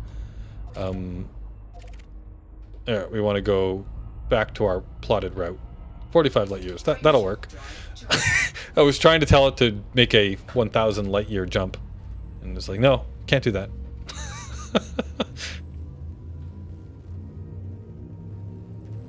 Has anyone tried to fly from a star to a star without jumping?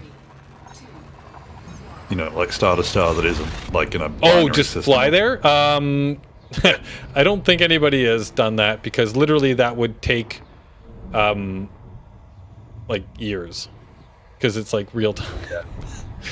Yeah, but I think that's a good. You know the Kurt J. Max series, The Firelands or Bust. I think it'd be something like that. You know, you just get in your ship and you just float. You just float in a direction for 3 years, and eventually you'll make it to a star. Oops, that's the wrong button. I think I'll start that series. That'll be your goal? Yeah. Nice. I'll start it out with like 2 stars that are orbiting each other, so they're really close. Oops, the wrong. Alright, this looks... Yeah, there's not a whole lot to discover in this system. Looks like people have been here before. I will plot on. Yeah, because I'm still, like, I'm close to Beagle Point now, and this has been a serious destination. So the further I get away, the easier it'll be to find places that people haven't discovered yet. especially once I get back into, because also there's like so few stars that there's the chance that other people have been to these ones if they wanted to go back down. I'm sure that I'm not the only one that's decided that they're going to take the arm back, right? So.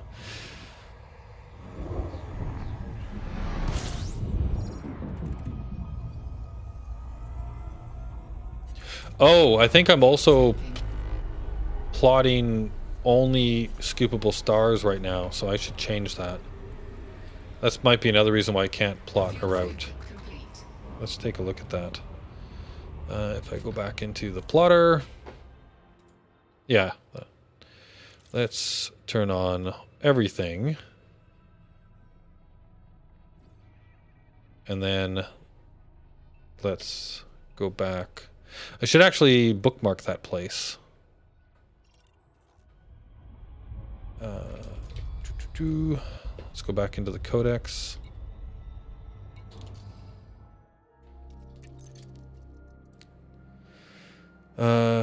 Just staying in normal space. Well, like, yeah, so like flying to it. Yeah, you could try and fly to another star in normal space. That would take generations.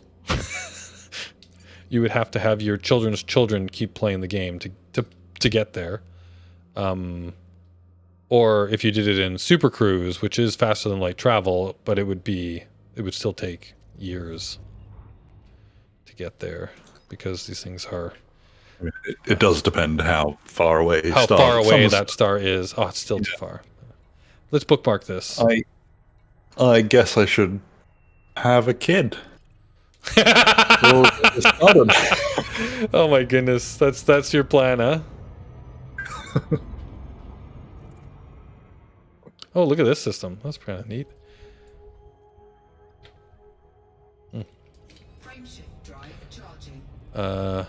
Well, and tell Eric to get on that. That's what I soon said.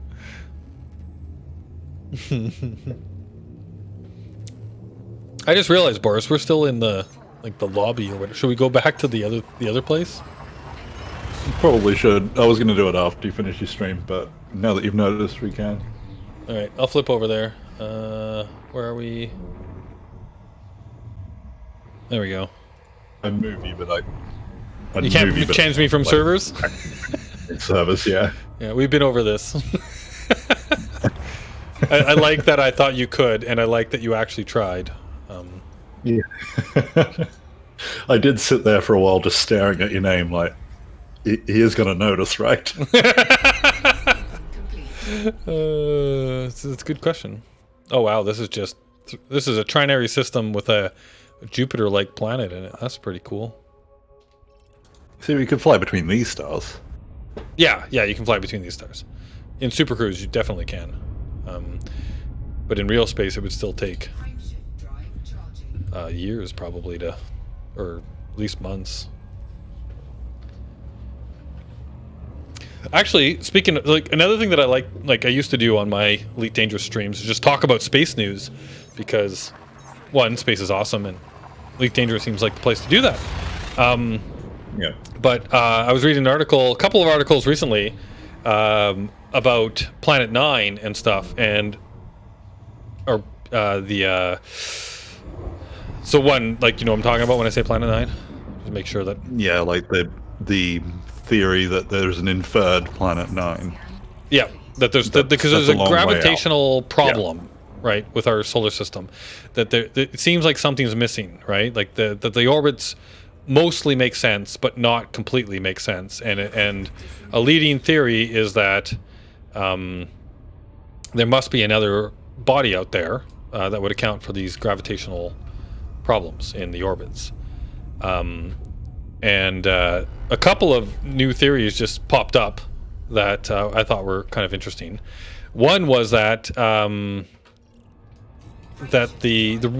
reason we have not found Planet 9 yet is because it is a primordial black hole, and so like it would be basically a bowling ball sized black hole in our system that would have pretty much the right gravitational weight to make up for it, and Wouldn't that be neat, right? Like, and there's like, I mean, obviously, I don't know enough of the science to go into why they think this is a possibility, but a lot of really smart people think that this is actually worth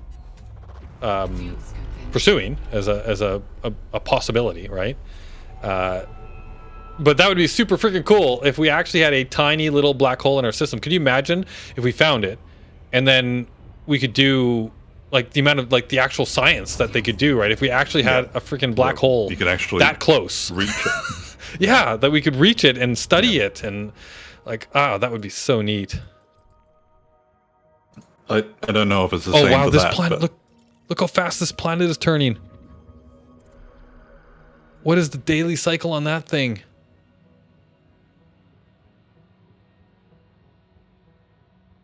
Like normally, like because these I don't know if you know this, but in Elite Dangerous, these planetary maps are actually live, like they're spinning and stuff, like the actual.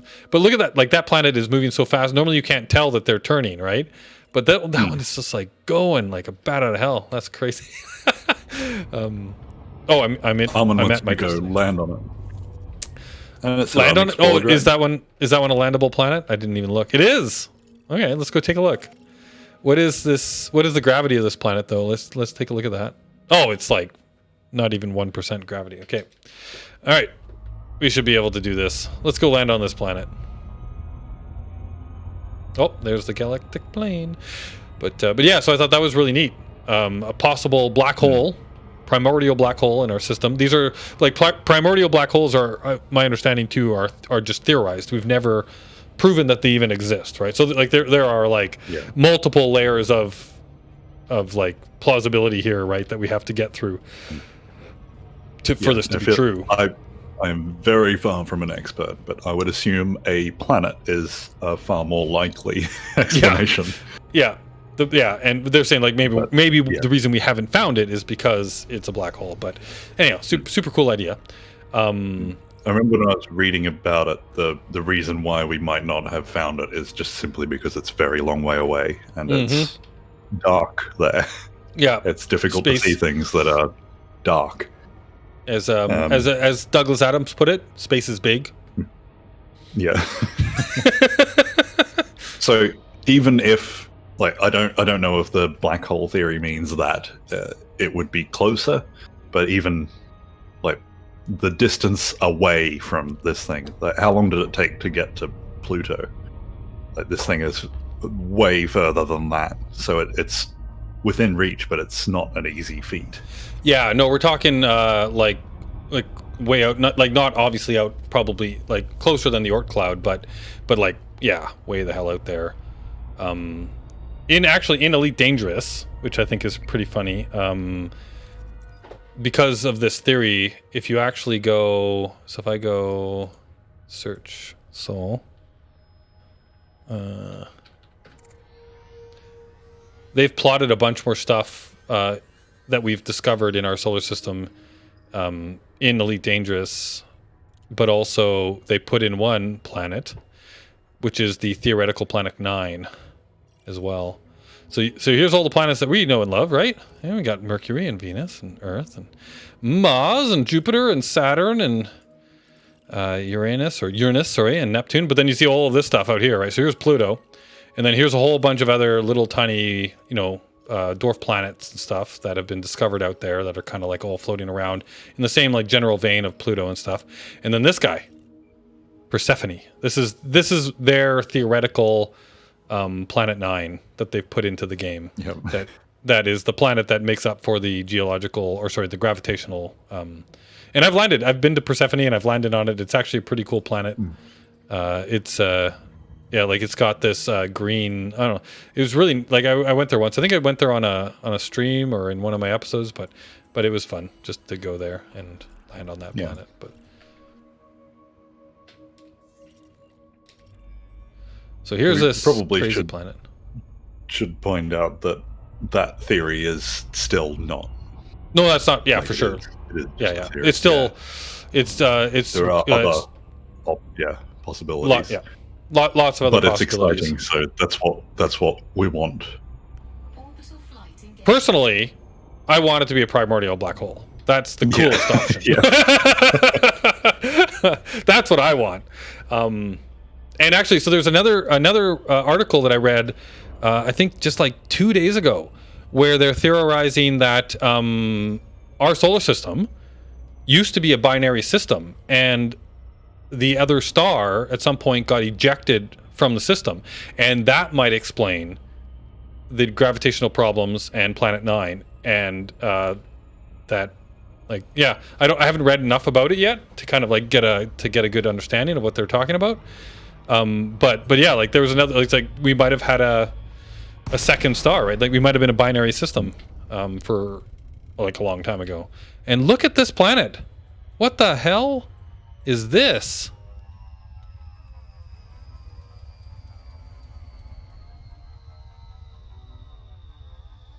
This looks All awesome. the green stuff. Yeah.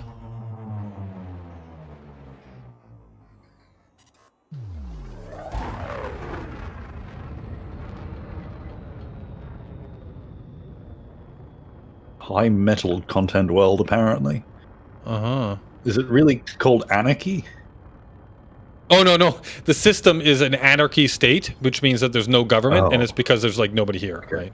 That's just the default state if there's no government. So does that mean you are now the ruler of this planet?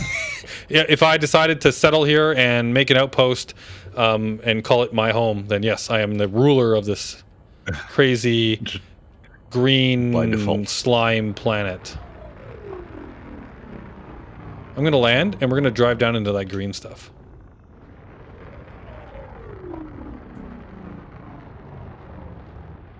I need the landing gear, which is this guy. There we go. Landing gear deployed.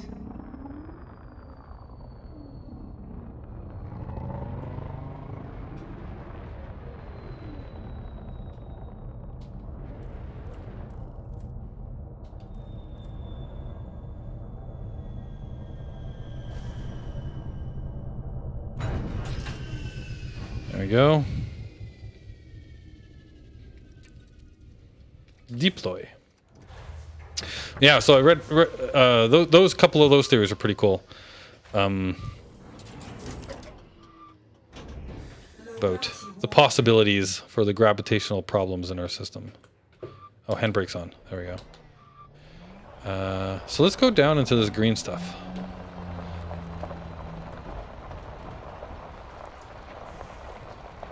You said that they're Oh, I think I was facing the wrong one. like crews, right? Where you can have multi-people ships. Yeah, you can already do that. I'm trying to say. Yeah, Okay. They call it multi-crew, is the feature. So you can already do that, where you have a single ship with multiple people on it, and given the capabilities of the ship, you can have your crew do different things. So there's multi-crew in the sense that you can hire NPCs and put them on your ship to do things, or you can actually have real people, what's called telepresence, and sit in one of the seats, and then control aspects of your ship. Is that what you meant? So I think, yeah, I think I did enjoy that a bit more, like, because I just don't have the time to commit to a game like this. Yeah. So if there is someone that was already in it, yep, had already done all the hard work, then I would happily just sit in a passenger seat and wait until I've got a job to do. Yeah.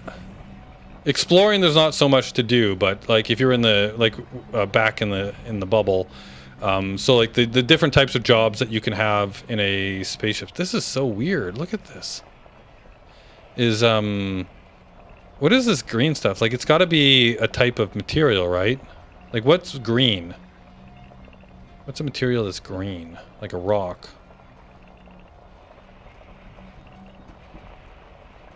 It's like, I'm trying to think, like, I don't know how accurate space engineers with their colors, but like magnesium or...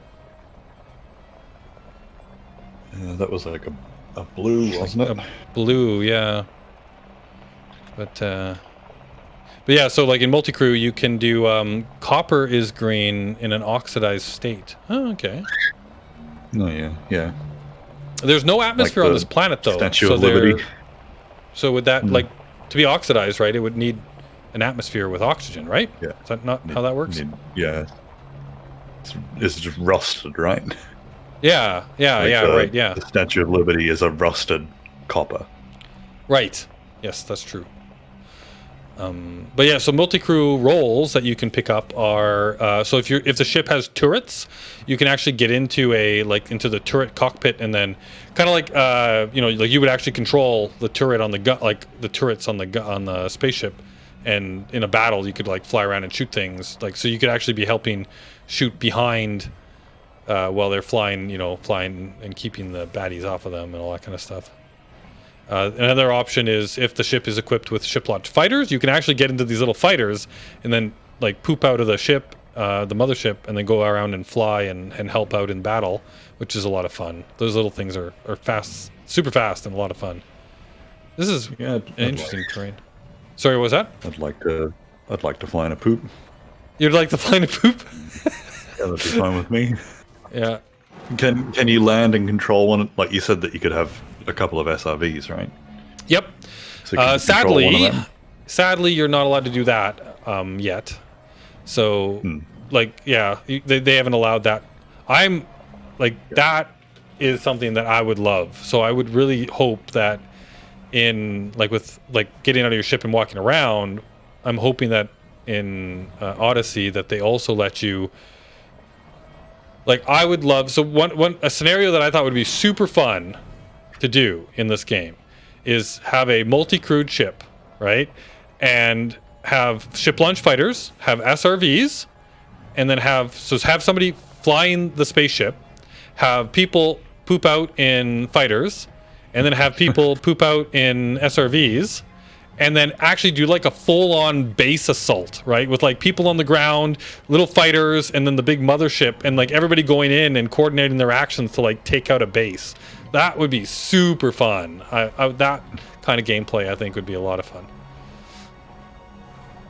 I'd like, this exploring that you're just doing.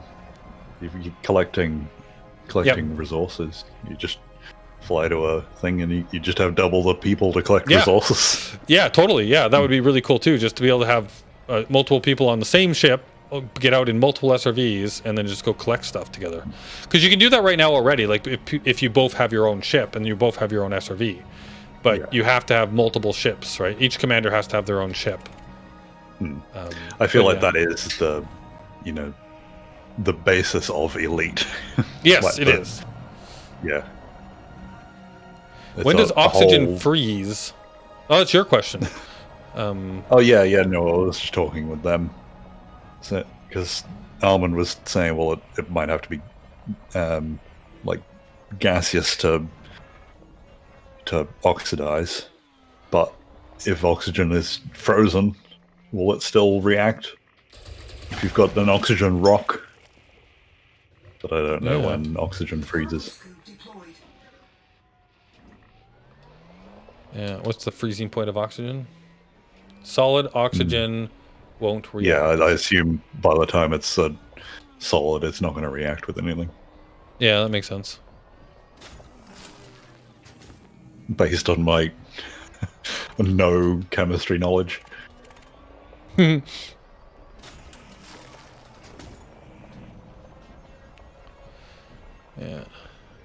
Oh yeah, it'd have to become a liquid first, right? Yeah. Makes sense. Problem with grabbing materials on a hill is they roll away from you.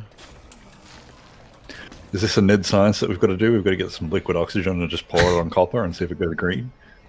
Yeah, sure. But why don't we do that in Australia?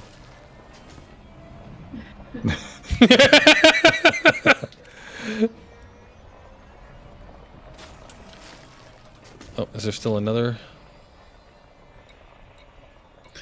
So Armin's now pointing out that it would just evaporate without an atmosphere.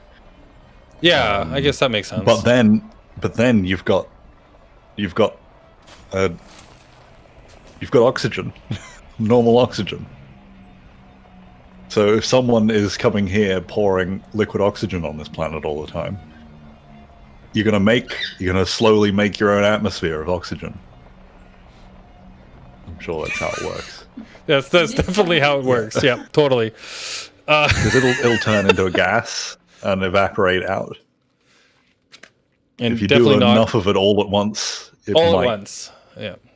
Yeah. Well, that's the idea might though get a- too with like asteroids, right? Like if you go grab an ice asteroid and then you take it over to a planet and then you use that, like you drop it down on the planet, hopefully not too fast, but you evaporate it out, right? And then that could be the basis for like terraforming the planet. Yeah, Or use everything like that's Elon in it. Musk, you just nuke Mars's ice caps and then you're good to go. There's actually proper science to that. He isn't just saying it to be funny, but but it's funny to yeah. Let's nuke Mars. I'm gonna see if my ship will land in this area. I think it might be too rocky. Icing's pointing out the water on the moon, so does that mean we just push the moon into Mars? And then we'll have Yeah, that's right. a livable planet? Because if we take the moon away from Earth, nothing bad will happen. No, we don't need tides. That's all the moon does, right? It's just tides. That's the only role Just it tides. has. That's all it's good for. Yeah, that's all it's good for. Oh, I've got my... there it is. Are you going to land? Oh, it actually looks pretty flat over there. It's a neat little planet, though. I like the green. Like, it looked way more impressive when we were above it, right? Maybe it's just moss. Just moss. We didn't Space moss. didn't consider that, yeah. Oh, I thought you were in your ship there for a moment. I saw the ship land, so I thought, oh, you're in your ship now. And you're just scraping along the ground.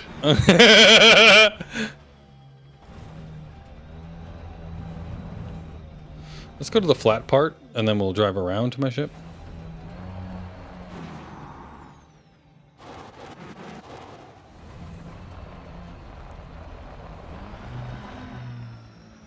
There's almost no gravity on this planet too, so if you go too fast, you like lose control and spin out.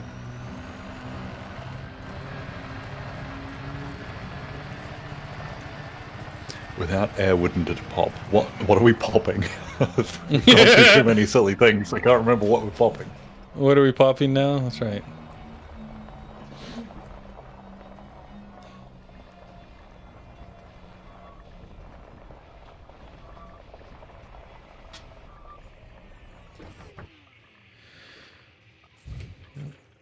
All right.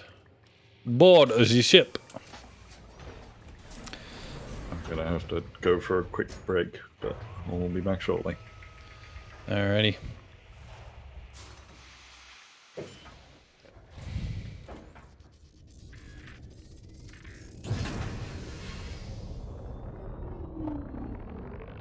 Landing gear retracted.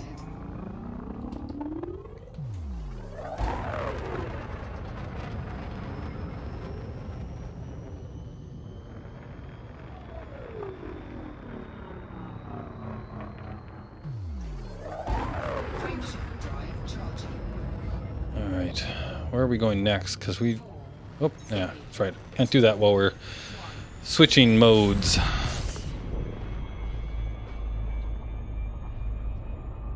Just realized I've got like the chat over on this monitor.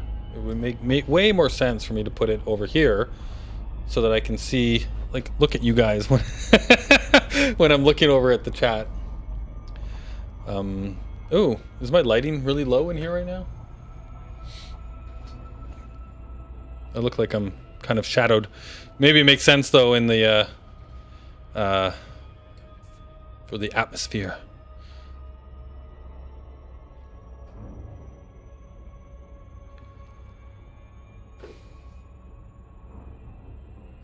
All right, let us plot the next set of waypoints. Get a little bit closer to the arm, or more dense part of the arm. Let's get back into our Galaxy map. Let's zoom out a bit. And so we are right now here. If I zoom out, where was the bookmark? I'm not showing bookmarks. Where are my bookmarks? Show navigation markers. Show previous jumps. Show friend markers. Wings, mission, community, engineers, ship. No, I want bookmarks. There we go. Squadrons, starter zones. Show fleet carrier markers. Damaged repairs. Okay. So we kind of want to make our way over to that. So we want to kind of get a little bit closer. Something that is got some meat to it. Like, how about here?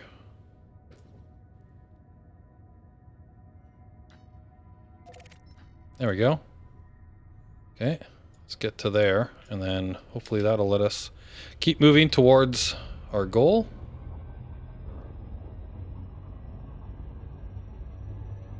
Frameshift drive charging. The abyss. Actually, let us pop this chat out. 4, 3, 2, Oh, that's not right. Go back.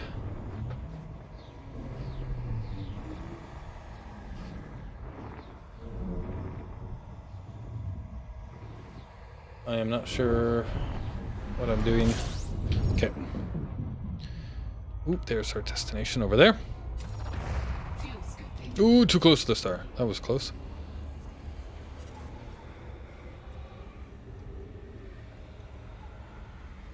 Fuel scooping complete. Alright, let's scan. Oh, I'm in the wrong mode again.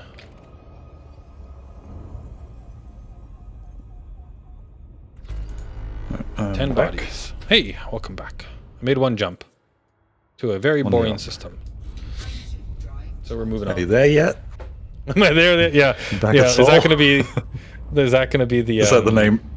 The Are we? Yeah, the- oh the God! title, Is that the series? is that the title. name of the series? Are we Are we there there yet? I kind of like that actually. Yeah, it'll be the catchphrase whenever somebody new joins in the voice chat. The first thing you That's got to say is, "Are we there yet?" Are we there yet? Uh-huh. I like it. I kind of like it. Fuel scooping.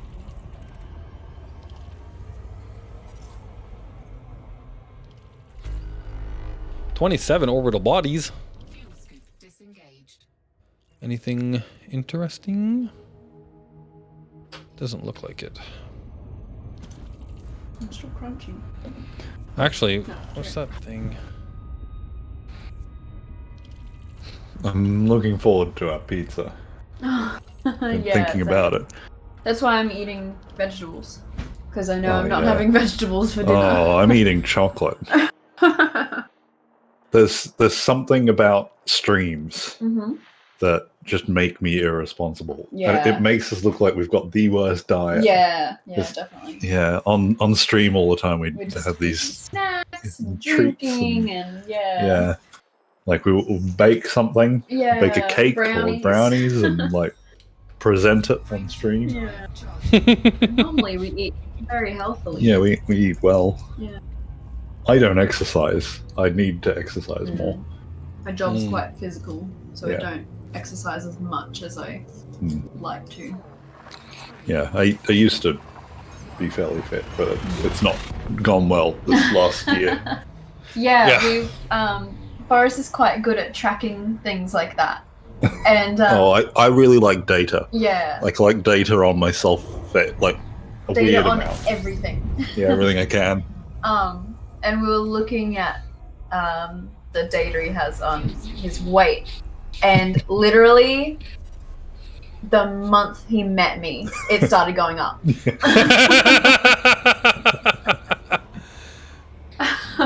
But I think that's just a common thing in yeah, that's a relationships. normal, like Yeah. there's a like, relationship weight.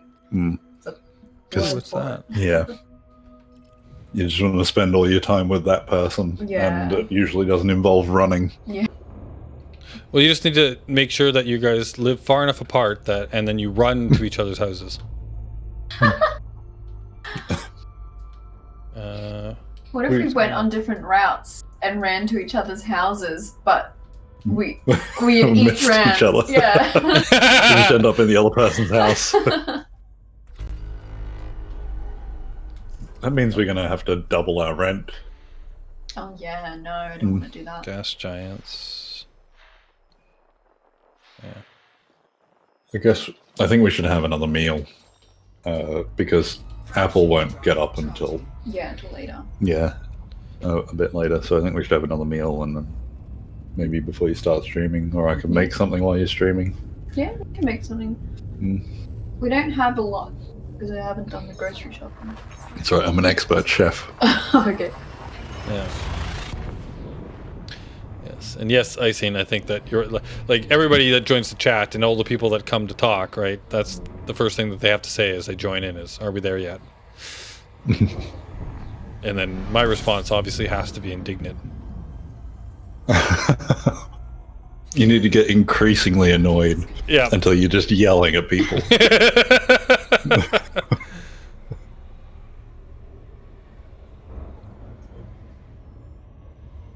Fuel scooping complete. So you want to play Fall Guys next? Yeah. 4 guys. Fall. That seems sexist. Do you know about it, Anubis? I have no idea what you're talking about. Yeah, that was the same as me, but I recently discovered it's now the biggest thing on the internet. It was the top trending game on Twitch. I haven't 4 checked guys? And it this does week, so- Fall Guys. Oh, Fall Guys. Yeah. Okay. It is Yeah. a bit of a weird name. I don't think they should Yeah. have called it that, based on what I've seen. Like from Fall it. Guys, as in like these are the people that take the fall for F-A-L. something? Like Yeah, it's kind of like like a bunch of patsies? from what it's like a multiplayer platformer sort of thing based around the sort of Japanese game shows where you're running through padded environments and things. It's like get through an obstacle course, but with what looks like hundreds of people all at once. Yeah. So And there's like different Cool. things you have to do, and yeah. like little mini games and Yeah, it's kind of like a battle royale, but not a battle. yeah, it's Like it's You gotta last, be last the- man standing. sort of Yeah. The thing. Battle Royale? Was that the battle? So it's just a Mm. royale. Yeah, obstacle course royale sort of thing. I think I've not played it, and I've not watched anyone play it. yeah, and everyone's like a squishy bean. Yeah. They made that mistake with Grounded. I thought we weren't going to play it, so I watched some people play it, and then Oh. we ended up doing it. Yeah, you've been playing some interesting games recently, Lyric. I've noticed. I was like Yeah. every once in a while I see like the little message pop up, right? And it's like, oh, geez, that was a game I wanted to play. Yeah, I played Zoo Tycoon the other day. It was really fun. Yeah. Like, it took me a while to figure out, like, the controls and how to do it properly, but once I figured it out, it was really fun, and I sort of forgot that I was streaming. And we've got Right. the other ones to do. The Oh, new yeah. Planet Zoo, Planet Coaster, and the Jurassic World. Oh, Yep. yeah. Evolution game. Who- Was it I've played Bernie the that Jurassic wanted me to World play Evolution. That one's actually pretty Jurassic fun. World? Yeah. Hmm. Yeah, Bernie wants to see her play that one. I'd play that. Dinosaurs are just... Yeah, it's basically just a animals? zoo, Yeah. but a zoo where it's expected that it goes wrong at some point because it's Jurassic World. Yeah. Well, because like Things need to break out. Find a way. Yes. Frameshift drive. Chaos Theory. I obviously have seen that movie a few times.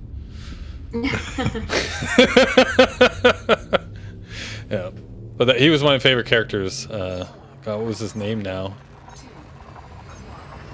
I always just call Goldberg. him Chaos Theory. That's his name to me. Oh, Because he started, like, when you first meet him, he was talking to one of the archaeologists, right, and talking about chaos theory and about how life always finds a way. Yeah, and then of course that comes back later on.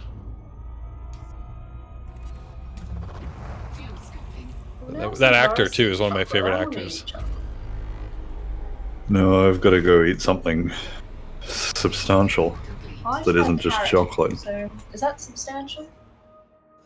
Just a carrot? Yeah. I think I should make an actual meal. How about 3 carrots? Yeah, we do have a lot of carrots. All right, And like that's about it. for I'll the make a vegetables. An carrot-based old meal. zucchini Carrot stew. and a capsicum. carrot stew with an old zucchini on top. Gas giants. High metal content worlds. Whoops, that is not what I meant to do. Can we get out of the tutorial? Thank you. There we go.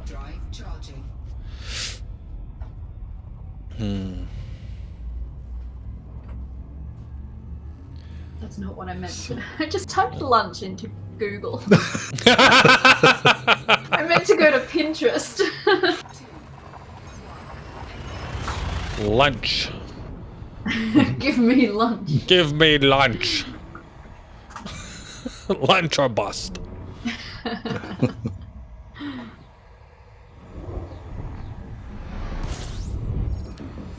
So, yeah.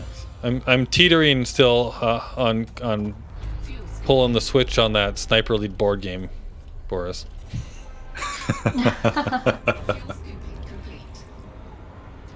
No, Seems too fun. I watched the video recently and I'm like, oh my god, this is ridiculous. It's perfect. We could. I think I was telling you about my stupid plan to have us all virtually sat around the same table, just with green screens. So although we're in different places, we position ourselves around a table with the same camera in the same position. Right. So it looks like we're all sat around the same table. The only problem then is that the person with the actual board game is going to have to do the moving for everyone. For everyone, yes. Yeah. Well, That's not there gonna is work if the you've got to hide things. Unless we all have the board game. Oh and yeah, we- and then sync all of our movements exactly. Yeah, that's not gonna work. But we'd have to have enough of the board game each so that any of the secret stuff could stay secret. Mm. Or we Am I could wait gonna- till someone makes it on Tabletop Simulator. Yeah, exactly. I was about to suggest that we might need to wait for that. Or we could make it, but that seems like work. Wow, look at this. Okay, this is going to be a serious jump to get over to this place. I might need to use a boost to get there. Okay, I'm gonna go see what I can. We'll see. Make fun. Looks like I can get to Oh, this I thought I was place, which making is it. pretty close. I'm gonna see what we have. Okay. Try that. How many jumps are we to there? Only 11 jumps. Okay, we might actually not. We probably get to this place in this stream if we can figure out how to get over there. Obviously, somebody has in the past. What's a boost? So you remember I was telling you about those FSD injections. So I can give my jump range a boost by using these injections, or if there's a neutron star nearby, I could supercharge my drive with that as well to give it a boost.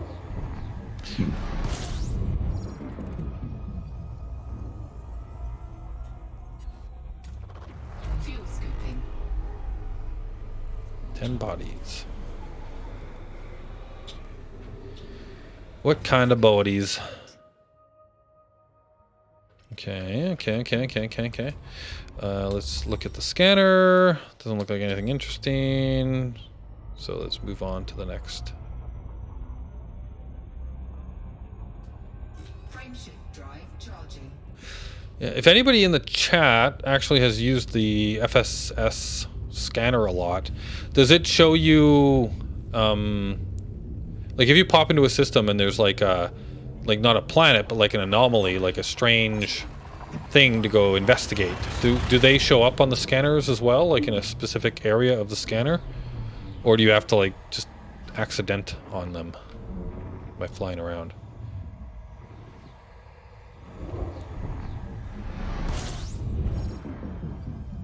I was going to try and help, and like when I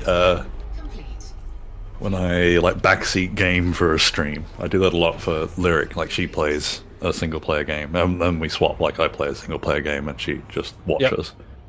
The person who's not watching is like the researcher and comes up with facts. But that was too many words to put into Google, so I don't know if I can help. Well, here, let me help you with that. So if I slow down. The name of the thing that we're dealing with is the FSS scanner. So we're basically like Elite Dangerous, FSS scanner, anomalies would be kind of what I'm looking for. So the Elite Dangerous wiki, that seems like a place where there will be information. Anomalies, or what do they call them in the, like, codex? Maybe anomalies is the right word.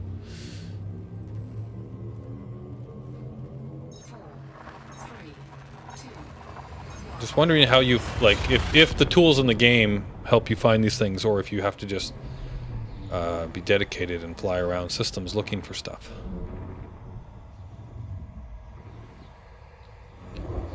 I know in the past that was the case, but I thought that the scanner was to help you with that kind of stuff. But I'm still new to the scanner, so I'm learning.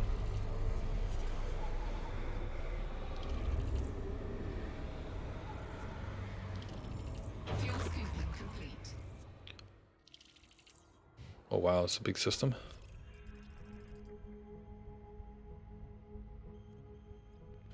Don't see anything too interesting there. Discovered. 5 bodies discovered. See, like, what's over here? Signal. It's asteroid clusters. Metal contents. I see. Yeah, it's like if maybe out on the edges here, there's like transient signal sources, concentrated signal sources. And then on this side, do we have anything? Signal and giants. Yeah, so maybe over on this edge, these different types of things. I found a Reddit comment from a year ago saying space anomalies / stuff show up on the spectrum left of asteroid clusters but right of USSs. Whatever that is. Yeah, unidentified signal sources. Okay. Left, so to the right of asteroids, but to the left of where USSs would be.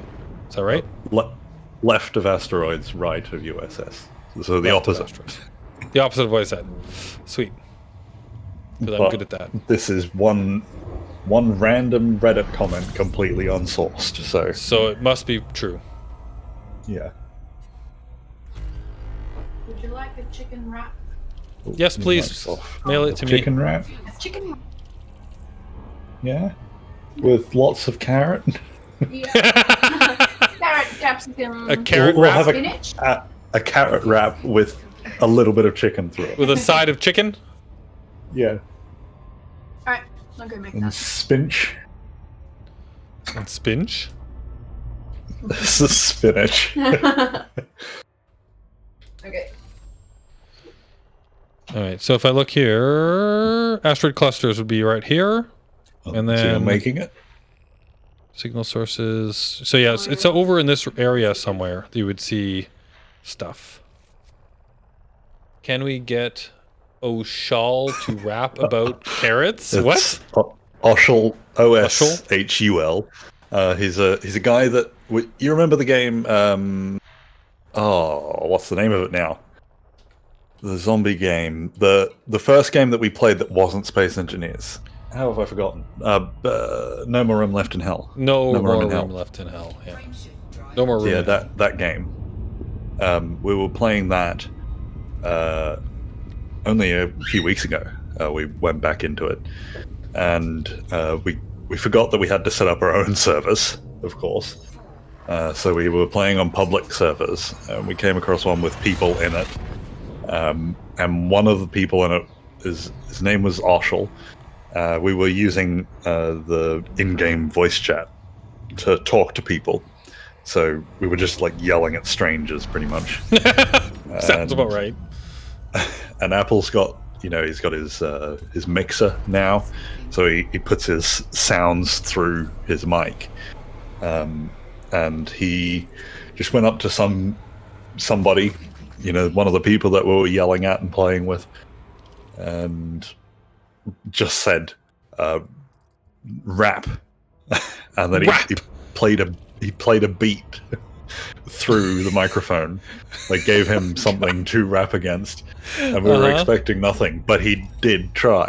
Like, this random stranger on the internet just tried to rap to it. That's awesome. It was funny, and after that, he found us on Steam, and then found the Nid, and found the channel, and found out that he was being online, and now he's around. Like, he's the newest active Nidite. He fits in quite well. That's awesome. You are the kind of person that we want. Yeah. Come one, come all. He was supposed to be. He was supposed to be in the UHC today, but I think something came up for him. But yeah, maybe next time.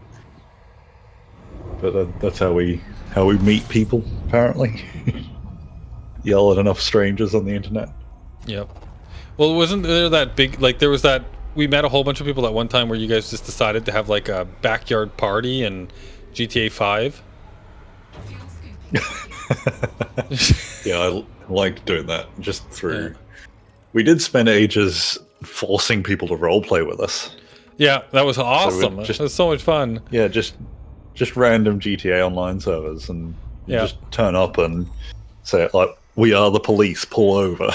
Stuff like that. And 90% of people would just shoot you, but that's right. Every now and then you'd find someone who would play along, and the more people you could get, if one person started playing along, the next person who comes along was more likely to join in too. More likely to join in, so you can get this chain reaction.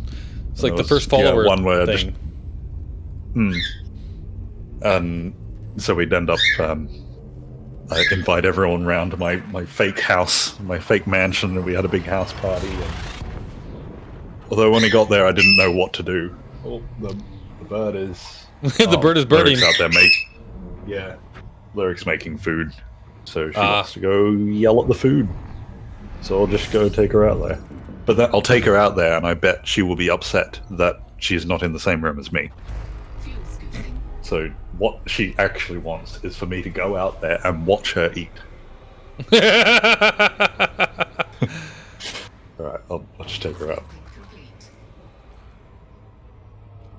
Awesome.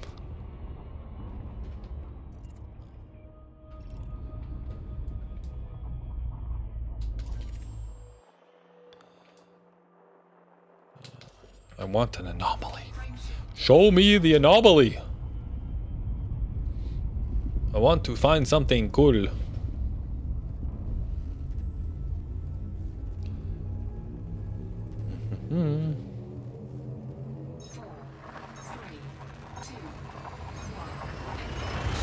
Engage.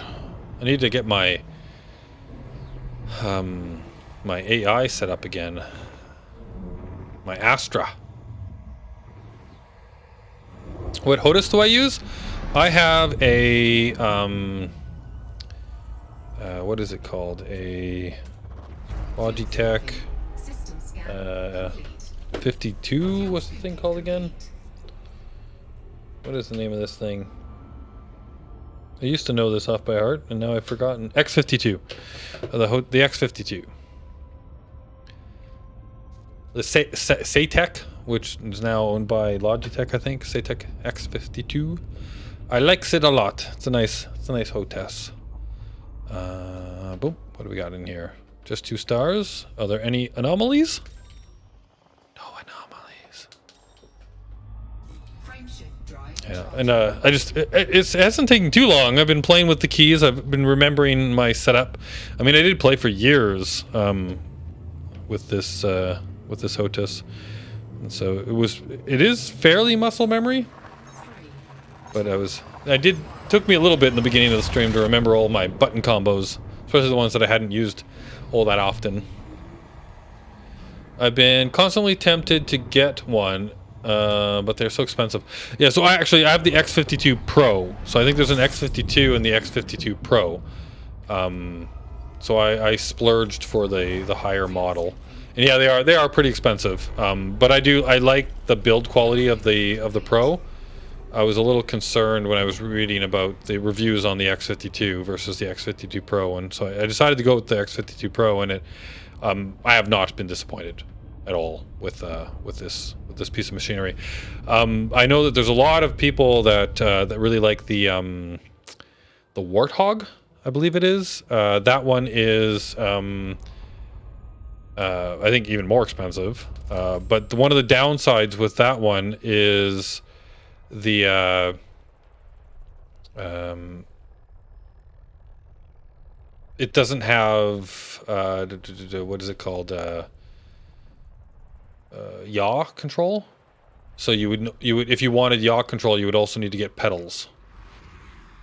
I found a water world over there. Is there another water world?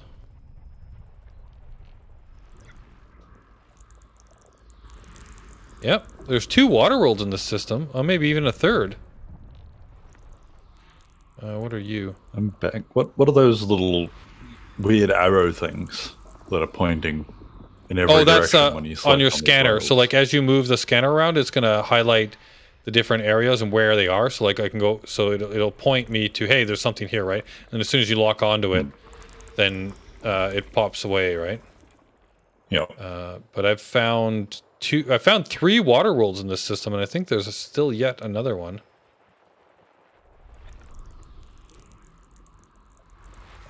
Yep, look at that. 4 water worlds in this system. Very cool. And what else do we got here? Icy bodies. A high metal content world. These could be terraformable too, so sometimes they're worth scanning. And then we've got a whole bunch of icy bodies in the system. Might as well. We've scanned most of this system already. With Maybe the just setup finish you've it got, off. I assume you're completely set to play Microsoft Flight Simulator. Yeah, probably. Like with the HOTAS and everything, I probably could play that game Yeah. not too bad. Yeah, and The I'm only pretty problem used is to now you have to using learn these how to things. fly a plane. Yeah, exactly.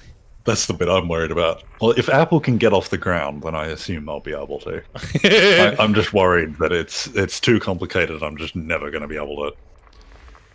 Well, you know, manage honestly, it, I even thought though that I about think this them are fairly game good. when I first started playing, because, like, I'll never forget my first experience with Elite Dangerous.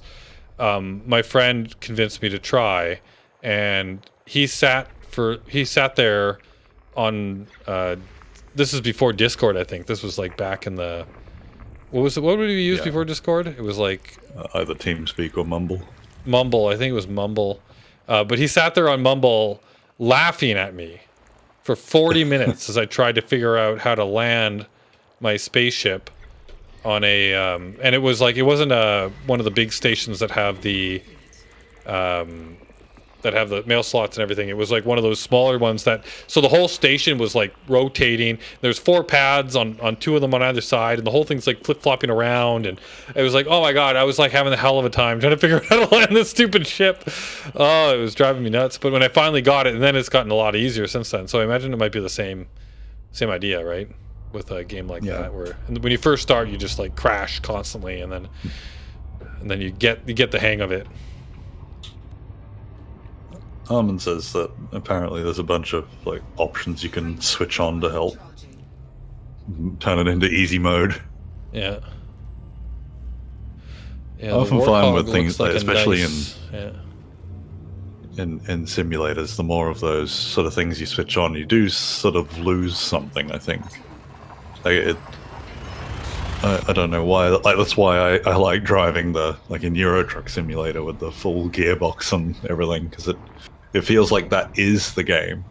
There's nothing else to do in Euro Truck Simulator. You're just sort of driving back and forward. Otherwise, the game is learning how to drive a truck. Yeah. Yeah, exactly. Yeah, on the chat about the HOTAS too, Almond. Like I know, like the Warthog and the X52 Pro and stuff. Like they're definitely expensive. There is one, and I'm trying to remember the name of it, but Bulls used it, and he said he's like, this thing is great, works, and it's not that expensive. Was the I can't remember the name of the one now, but there was a few people that got it and were pretty happy with it, and it was a lot cheaper. Trying to remember the name of it. I know I'm not helping, but if I can remember, if I don't remember during the stream, Almond, if I remember afterwards, I'll send you the name of it. Thrustmaster. That's the one. The Thrustmaster, something or other. I'm pretty sure that's the one I was talking about. It comes like together, like clipped together, and then you can separate it into the two pieces. I think that was the one. I think that's the one. That sounds right. Yeah, I thinks it's the one that he's got, so he's going to go have a look at it. Oh, okay. Yeah. Take a look. So if you put the name in chat, it'll probably remind me that that's the one I'm talking about. But yeah, like Bulls used it for over a year, and he loved it. He thought it was great. I think he eventually did upgrade to an X52 Pro, though, if I remember correctly, because I remember sending him my bindings. But I think it's a great starter one. So if you're not sure you want to commit that much money to a HOTAS, if you're not sure you're going to play the game enough or whatever, try with the Thrustmaster T1600M. That sounds right.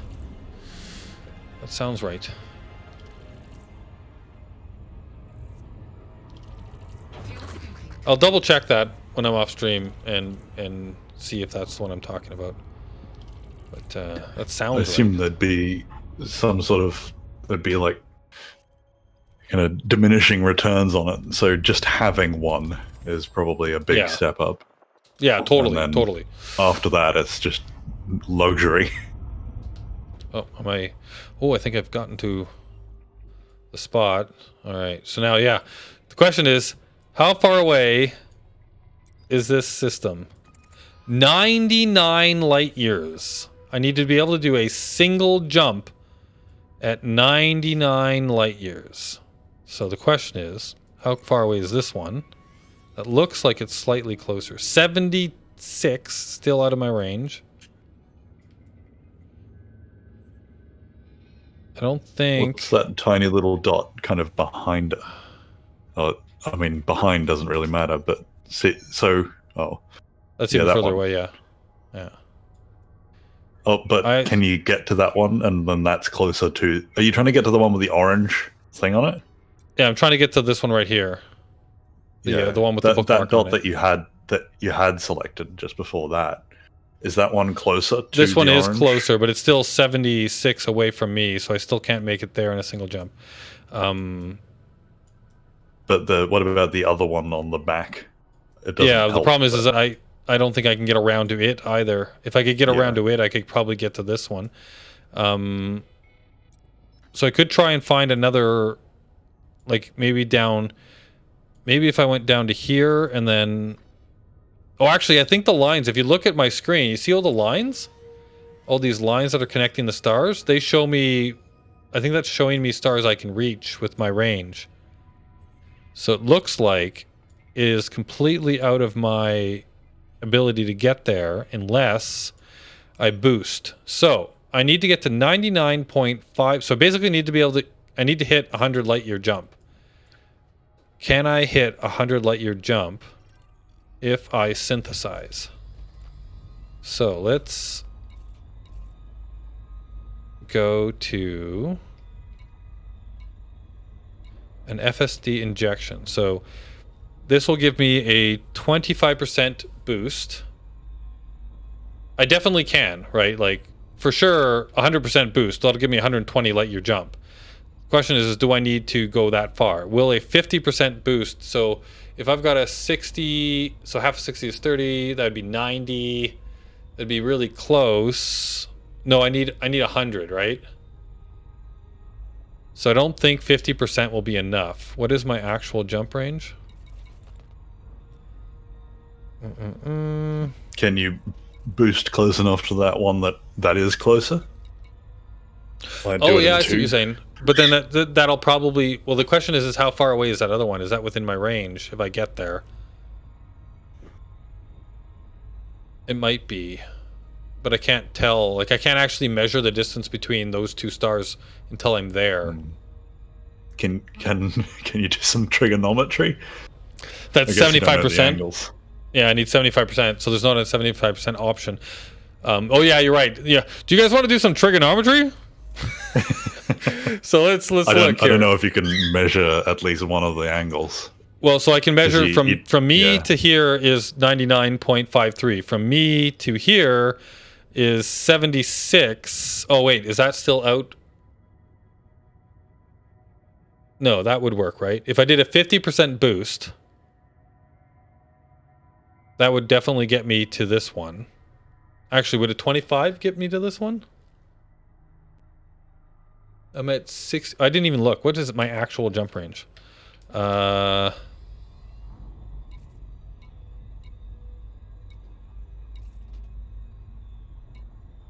Ship. Fire groups. Where's my... Why is it showing me fire groups when I'm looking at my ship? Refinery module. Oh, because I want... Here.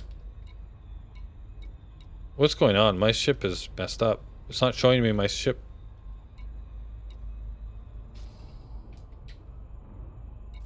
Whoa. Okay, something's happened to my game. I hope it's a bug and it's not your ship breaking apart. Yeah, like the screens aren't showing up.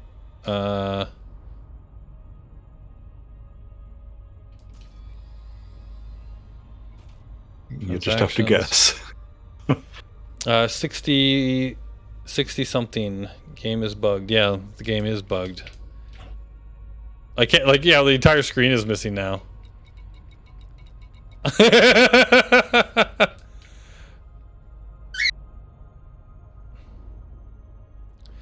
All right, let's I'm just going to pop out to the menu screen and then we'll pop back in. All right, so 60 light years at 1.25 is 75 away. Okay. I'm glad we have people in here that like math. All right. Continue. I want to go back. I like it, but I'm not very good at it. I'm not good at doing it in my head. Right. But if I'm given a second to work stuff out, I'm usually fine. All right. There we go. Functions. Okay, so I have a 60.74 light year. So basically it's just straight up 60. Unladen, so if I were to like drop a whole bunch of fuel, the max I could get is 64 and then be absolutely, empty on the other side. Which might be a bad idea. So 60 light years. So you're saying 60 at 1.25 is 75 away. So if I pull up the... And this one is how far away? 76. So it probably wouldn't give me... It would be barely just out of range of that one. That's awesome. Is that one? I think it's further away, but see that? Yeah, there's like that other one that's slightly down. from where you are, it's like it's the smallest jump away from where you are. There's a line Like to this it. one here? I'm slightly delayed. Yeah. Yeah, that one there. Is that closer to the other one, or is that further away? I'm not sure. Let's find out. Let's just go there. Oh, I guess I didn't need to plot a route to it. Let's see. Goodbye, Vix. Have a good one. But I thought it was You have more enough than fuel to keep 60. doing all these jumps? As long as I can get to a star, a scoopable star, then I can keep refueling my drive. And that hasn't been a problem so far. But I need to have... Oh, actually, that's a good point. I should check the type of star. If I can get... I might be able to get out there and then not be able to refuel and get back. So that's definitely a good question to answer. Does that mean you then get stuck and you'll have to get Mir to come out and save you? Yep, that's exactly what it means. That'd be hard to break to Mir. Yeah. For the Can next 4 months. Yeah, you need to fly out to get me. Yeah. Oh my goodness. Got some big chicken wraps. Yeah. They're hefty. Terminal contents. Okay, yeah. So nothing really in this system. So let's pull up Oh, the Almond's galaxy here. map. Hi, Almond. So I might have overfilled the wraps. It's likely going to fall apart. Okay, that's good. It's further fine. away. I'm not on camera. It's further away, so I made you fly there for nothing. It's 68 now, right? It was 66 before, I think. No. Was it? It was 76, wasn't it? Was it? It was now this one one's light year 102. out of your range. jump range is 75, so... Oh yeah, so I can get to this one with the level 1 boost, right? Yeah, but Yeah. then So- is the question is that one? What Actually is this closer star? To the... This is a M class star. KGB Yeah, so foam. that's Yes, I can scoop that. And then this one is an F class. Hey, I can scoop them both. Look at that. All right, cool. So let's try it. Let's go and let's boost. So I guess the question though is now let's look at the is it still better to just do a single boost with the higher level, or potentially do 2 at the lower level, right? Depending on how far away I am when I get there, because I don't know. So this one is 25%, and it's a carbon... Oh yeah, this is like super cheap. I can do like 1 billion of these.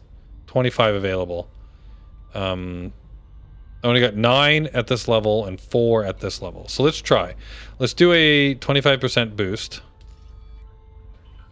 I mean, you have to get out as well, don't you? Yeah, I have to be able to get there and back, right? So it's You're gonna double get whatever we're stuck. doing. We're going to find out. All right, I've now boosted the drive. Let's now plot a course to this guy.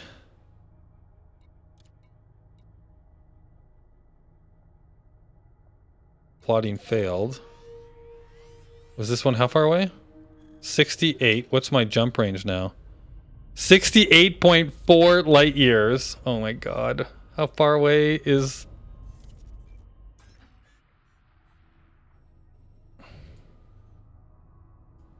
Are you shitting me? It's So your jump range is 68. 68.42. No, that's not 25% more. How does that work? I thought I don't your know. jump range was 75, wasn't it? Yeah. My jump range was 60 point something or other. But 8 Yeah, light but- years isn't... 8 light years is 25% 25% of more of 60. No, what? I'm confused. So it says it's 68.42 light years away. And if I look at the injection, bonus 25% distance. Which should be 15 extra light years. But it, So you Gave should have a me- range of 75. You should have a range of 75. oh, current 75.8. Hmm. Oh, yeah, yeah. Yeah, But but So why can't But- you jump? what? I'm so confused right now. you can jump 75, and that one's 68 away, so you should be able to make it. Should just be able Plotting to jump. failed. Shouldn't So you? let me line up on this thing. It says it's 68 away. Can you just eyeball it? Just point it in the rough direction. I'm gonna point it at the star. Yeah, okay, here we go. It's still so the plotter didn't take the boost into account, it seems. Ah. Here we go. Now we find out if we can get back.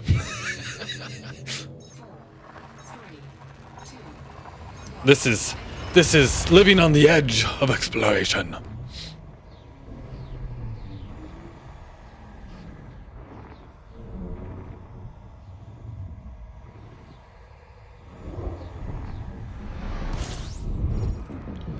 All right, we will refuel. I'm definitely now at a range where it would be very difficult for somebody to come save me.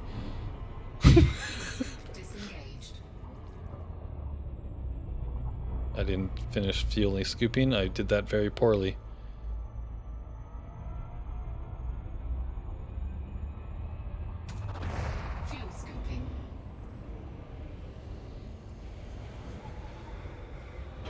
There we go. All right, so let's get away from the star. I think we scanned already, but I'll do it again just in case. 8 bodies. 8 boring bodies. All right, and then let's pull up the scanner. What do we got in here? Just a bunch of rocky bodies. I'm assuming that this system, let me just check. Has this system already been mapped?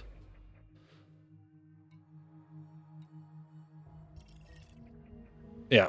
Aramis. Oh my god, yeah. So Aramis, that's the guy that actually found his way to Beagle Point first. He's the guy that had the dog. Aramis. Ah.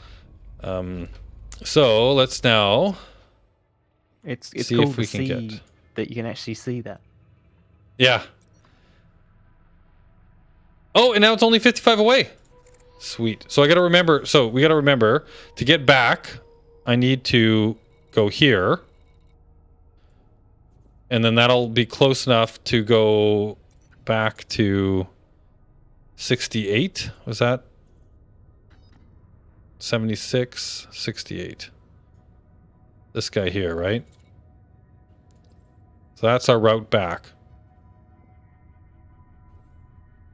All right, so now we want to go here.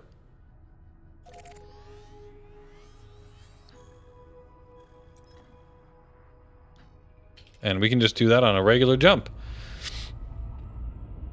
So I think we're fine to get there and back. That's the first, I think that's the first time I've ever like actually had to use a injector to get somewhere I wanted to go.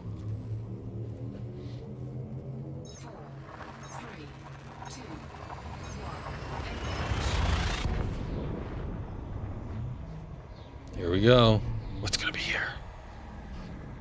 It's better be worth it. What exactly is an anomaly? Like, is it a physical thing? Yeah, it'll be like it could be a some sort of a gaseous body of some sort, or there's like some crazy stuff that people have found out here, like weird structures that that seem natural as well, but I've seen some pictures of some like crazy stuff people have found.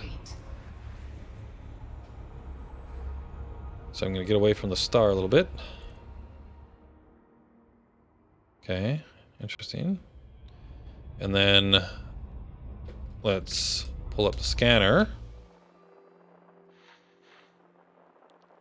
Here we go. So there is a thing. So concentrated signal source. There's a little thing over here. What are you? Not here. Not here.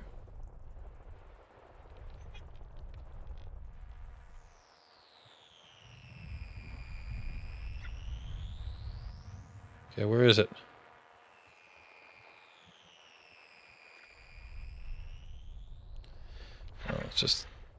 get rid of all of the other things first. No. Where is this thing?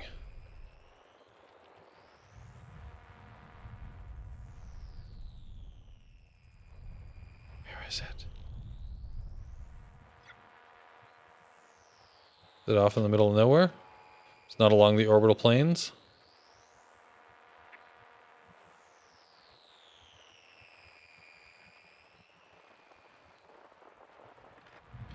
Be nice if those little arrow things showed up earlier. The thing I'm actually looking for. Am I... Is it behind the star? I'd see a little something. Oh! No, that's showing me up here.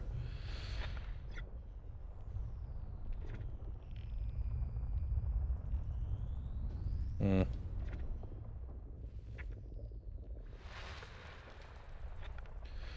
All I want to do is find this little thing. Rocky Batty.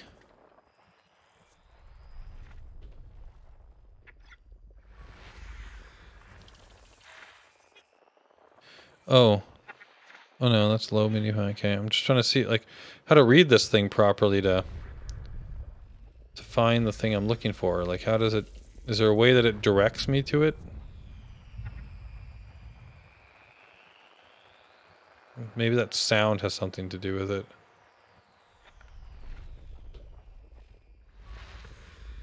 A metal content world. A metal content world.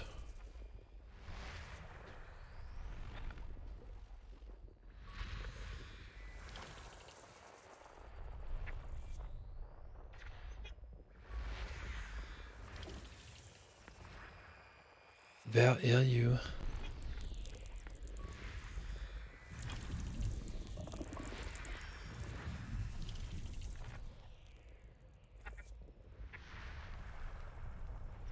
Wow, there's a lot of things in this system.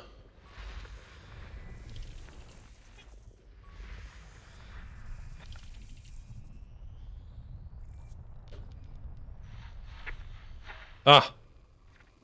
There it is. Okay, so it's in here. It was hiding behind all of these other things. Since I'm here, let's just quickly...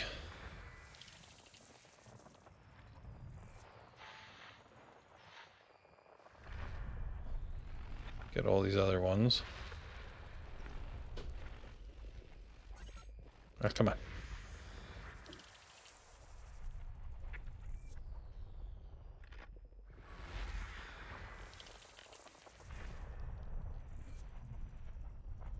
Oh, there's a lot of stuff here. No, no.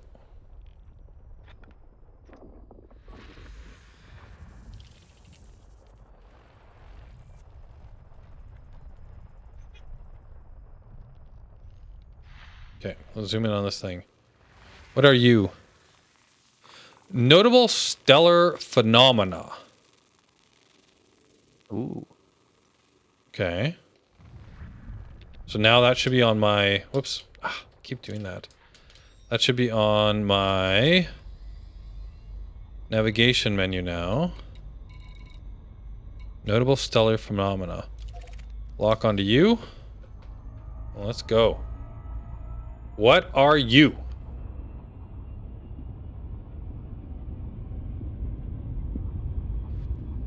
It's only 6,000 light seconds away.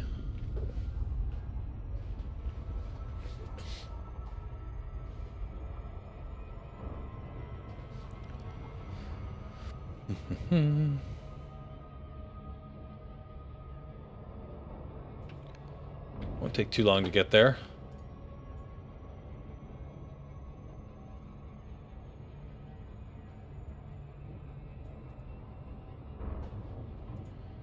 Let's see.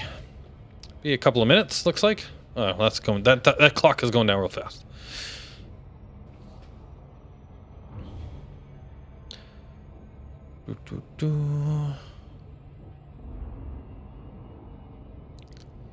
What do you think we're gonna find, Almond? I have absolutely no idea, because I've never done these.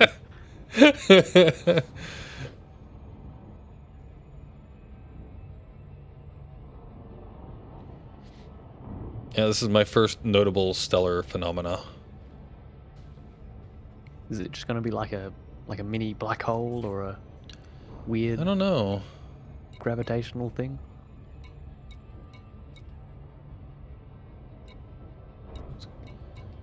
Curious what. I had like a little notification thing up here, but I don't know what that's about. Yeah, I guess we'll see, but we still got a little bit of. Oh no, it says 30 seconds. Never mind. I was about to jump into a menu and look at something, but.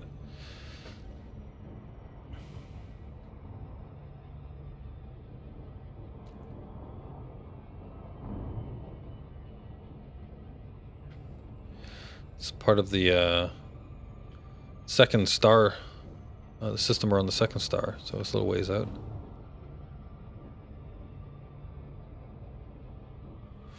Here we go.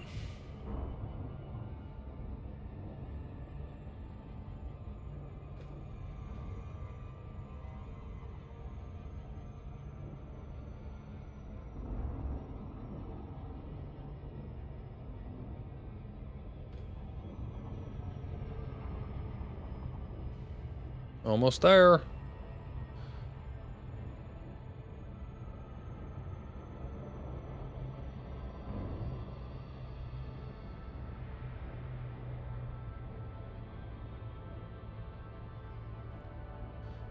This nebula or gaseous cloud kind of like around the back of it there, or is that my oh, that's just lensing on my screen from the star maybe?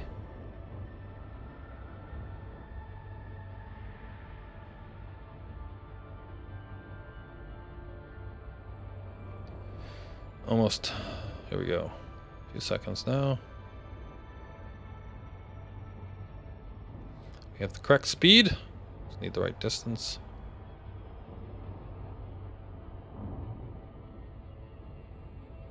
All right, here we go. Whoa, what? Ooh. Biological Codex Discovery Voucher gained 50,000 credits. Proto Lagrange Cloud discovered. Codex updated. Proto Lagrange Cloud. What on earth is that? What does that even mean? I don't know. Let's head to this thing. This whatever this is.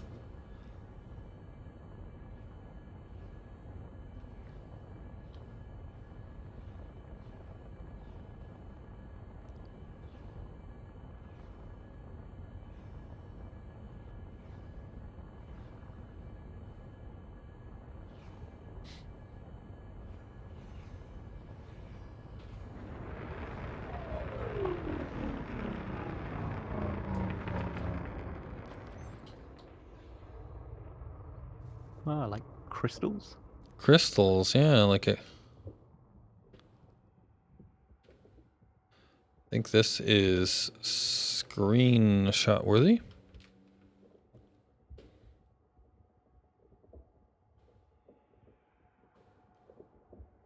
This feels like Definitely cool. that is super cool, yeah. This feels like what was it, the original Superman movies when he goes up into the north and he makes his Fortress of Solitude out of the ice and all of the pillars of ice come out of the ground.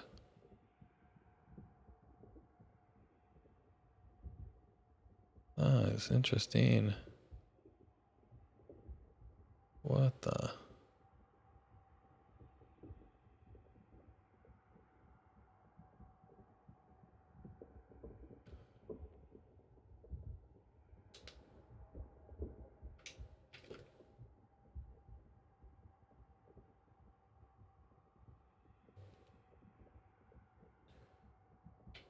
Very interesting. Huh.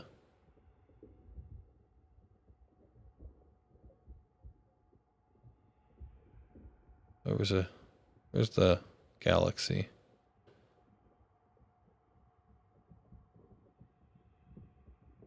Behind us now? There it is. There's the galaxy. Where's my... There it is. Okay, so let's go. We need a good shot. The galaxy in the background and the ice. Is Stepped it away ice? for a moment there. Is this the thing you were looking for? Yeah, this is the anomaly. Stellar phenomenon. Stellar phenomenon.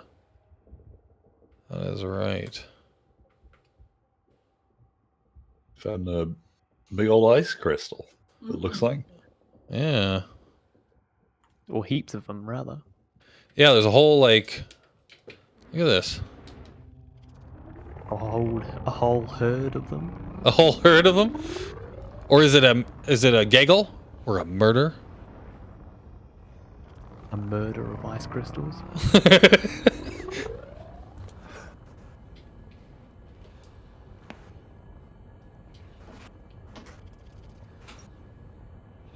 Look at that.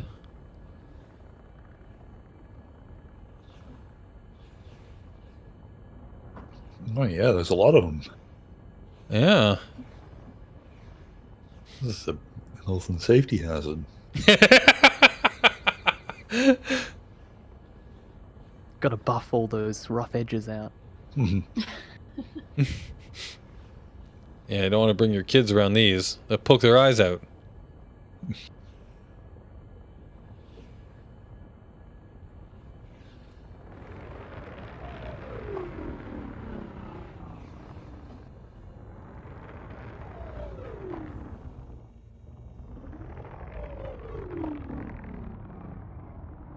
Huh. Oh, wow. Do you see the system off in the distance? There's the star and then all the planets. They're all glowing. That is neat. That's a picture. Can I see them? Yeah, look at that. See that? That is super sweet.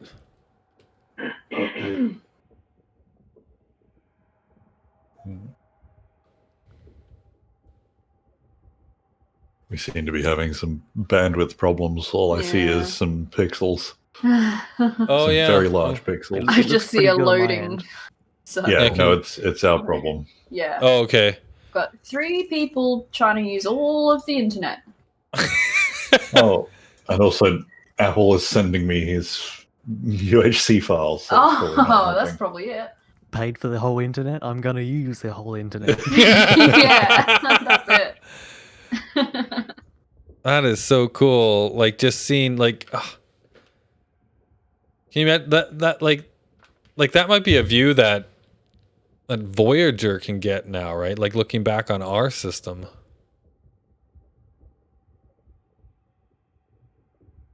Huh. Could get, but could not send back, unfortunately. Well, Does not have the it'll bandwidth for that. don't worry, when once it becomes VJOR, it'll come back and show us all the detail. Mm. That is it's gorgeous. You're gonna post it to your space Instagram, My Spacetagram? Yeah. your stellar photography. Yeah, my fake stellar photography. No, you should go into groups of people who take their stellar photography very seriously and just post screenshots of this game. Of this Yeah, this took me a long time to get. It did? Had to travel a long way. A very long way. That's neat though. I like that. I didn't expect to see that. I actually kind of like the view of the solar system in the distance is like I'm enjoying that more than the space crystals. The anomaly, yeah. Just because you don't really see it. Usually there's Yeah. a bunch of stars in the background. Yeah. But that's one guess star and a bunch of planets. The nearest equivalent for us would be like looking at Saturn or Jupiter or something Yeah. with a telescope. That's neat. That's really neat. But yeah, this anomaly is interesting for sure as well. Like, oh, it's my It's first. like something I would imagine they would find on Star Trek. Yeah. Like the crystalline floating entity. crystal clouds. Yeah. Of course, that thing was pretty Nice. nasty. It came around and killed everyone.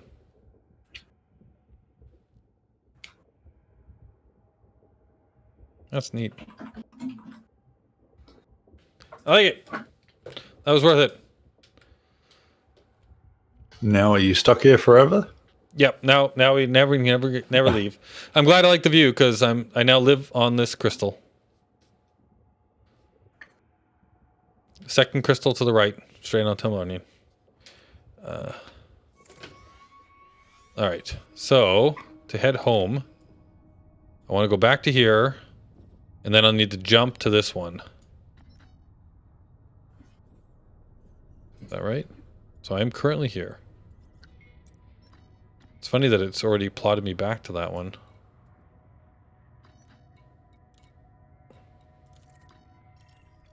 Yeah, that's right. It was a boring system. I remember that.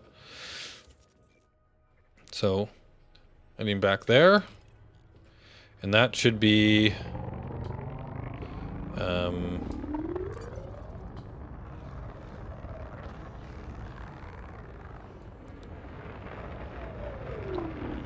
only 56 light years away. Frameshift drive charging. And then once we get back to there, we'll inject, and then we'll boost back over to the other star, and then we'll plot a route closer into the spur. I think it's Orion's spur, which is the one that Earth is in, that Sol is in.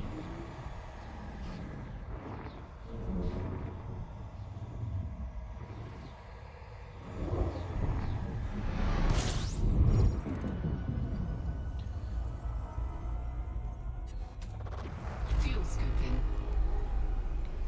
Get some fuel. Fill her up. Fuel scooping complete. All right. Then from here, I need to get this right. I want to go to this one, which is 68 light years away. Which sounds about right. Now we need to inject for 25.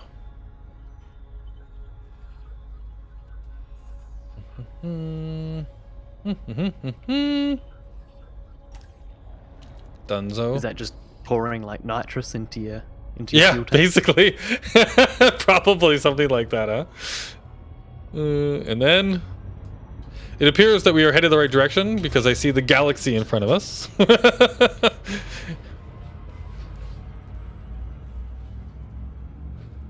God, look how far out we are, huh? That it's just like floating there in the distance. The whole galaxy.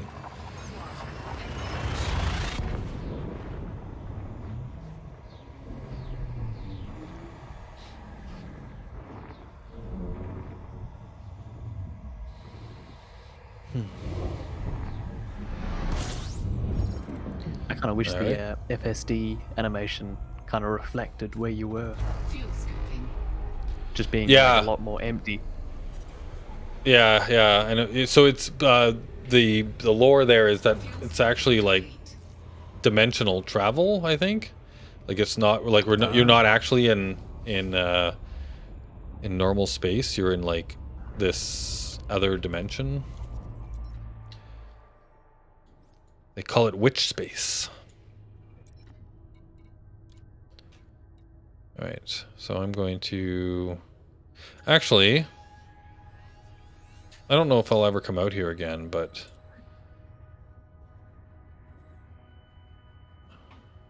because you can't plot straight to here. So if I could remove this one, and then if I ever wanted to come out there again, there is a codex mark for that. And then if I leave this one here, actually no, not this one.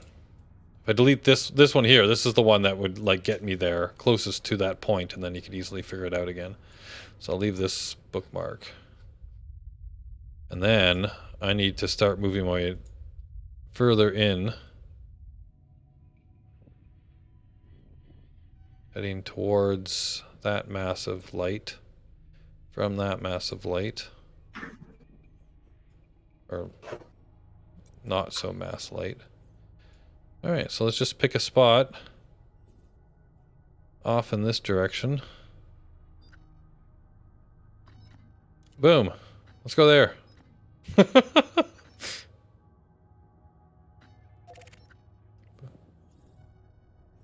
Start plotting into... Yep, that's the correct direction. Start heading that way.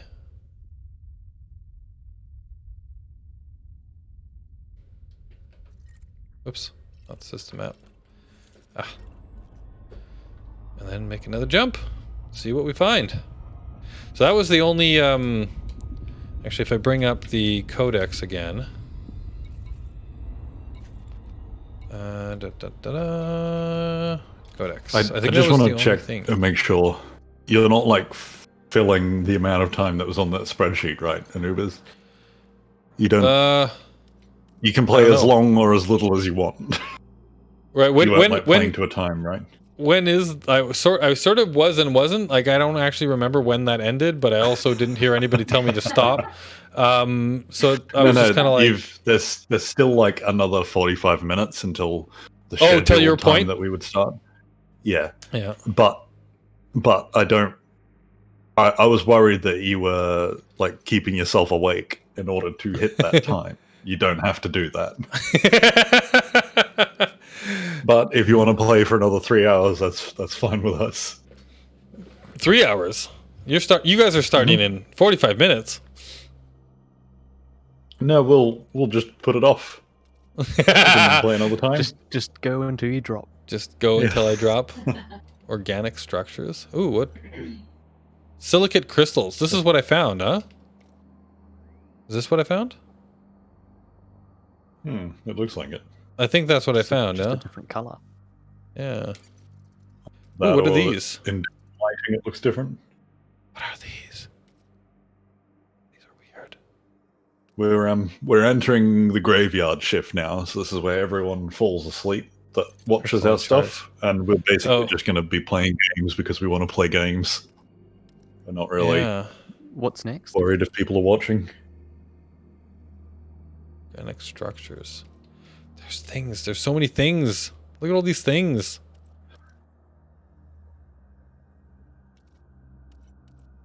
Vermerals. Lava sprout.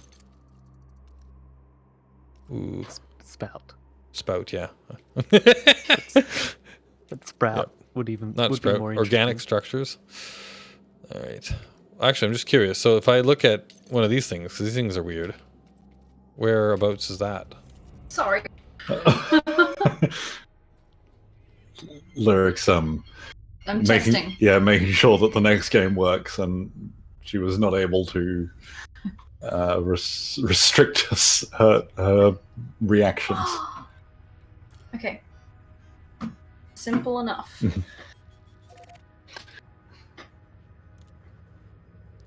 All right. So I think this is where another anomaly is, and it's actually on the way down the spur. So that'll be my next destination. Frameshift drive charging. Yeah, no, I don't know. I can probably play for another 40 minutes and then call it and go to bed. We'll see if we can make it to this other anomaly and then trade over. Yeah. No, it's completely your call. Yeah, but like I'm beginning, like, it's one of these things where it's like you start playing and you're just kind of like, this is not a game that you just pick up for like 20 minutes. You just kind of like get into it. I do have a bit of a problem with some, not just games, but kind of TV shows as well, where they're very engrossing. But because they're so engrossing, and I know that I want to keep, playing or watching that one, I keep putting it off. I never get around to doing it, even though I really like it. But I don't get around to doing it because I think, like, I can't just play, a half hour or an hour of it. I'm going to end up there 4 hours later, and then I'm going to be uncomfortable and dehydrated because I've forgotten to drink. And my eyes are hurting because I've also forgotten to blink. Yeah. And your tiny bladder. Yeah. It's like burst inside of me. And Oh, yuck. so this really fun thing that I really like has turned into a bit of a negative experience by the end of it. And so Right. yeah. It then takes ages to come back. And the next time I start playing it again, I go, well, why haven't I been doing this? Like, every hour of my life. Yeah. Yeah, I used to do this, I think at my peak I did it twice a week. On, was it Mondays and Thursdays? And then I think it ended up just being Mondays? Something like that. So, but yeah, like, that was how I got out to Beagle Point, was once a week for 3 hours. I would just make some progress. Oh, I should check the system. Anything cool? Any Earth likes worth looking at? Let's take a look at the... Ooh, what's this? Oh, that's just asteroids. Just asteroids. And gas giants. Frameshift drive charging.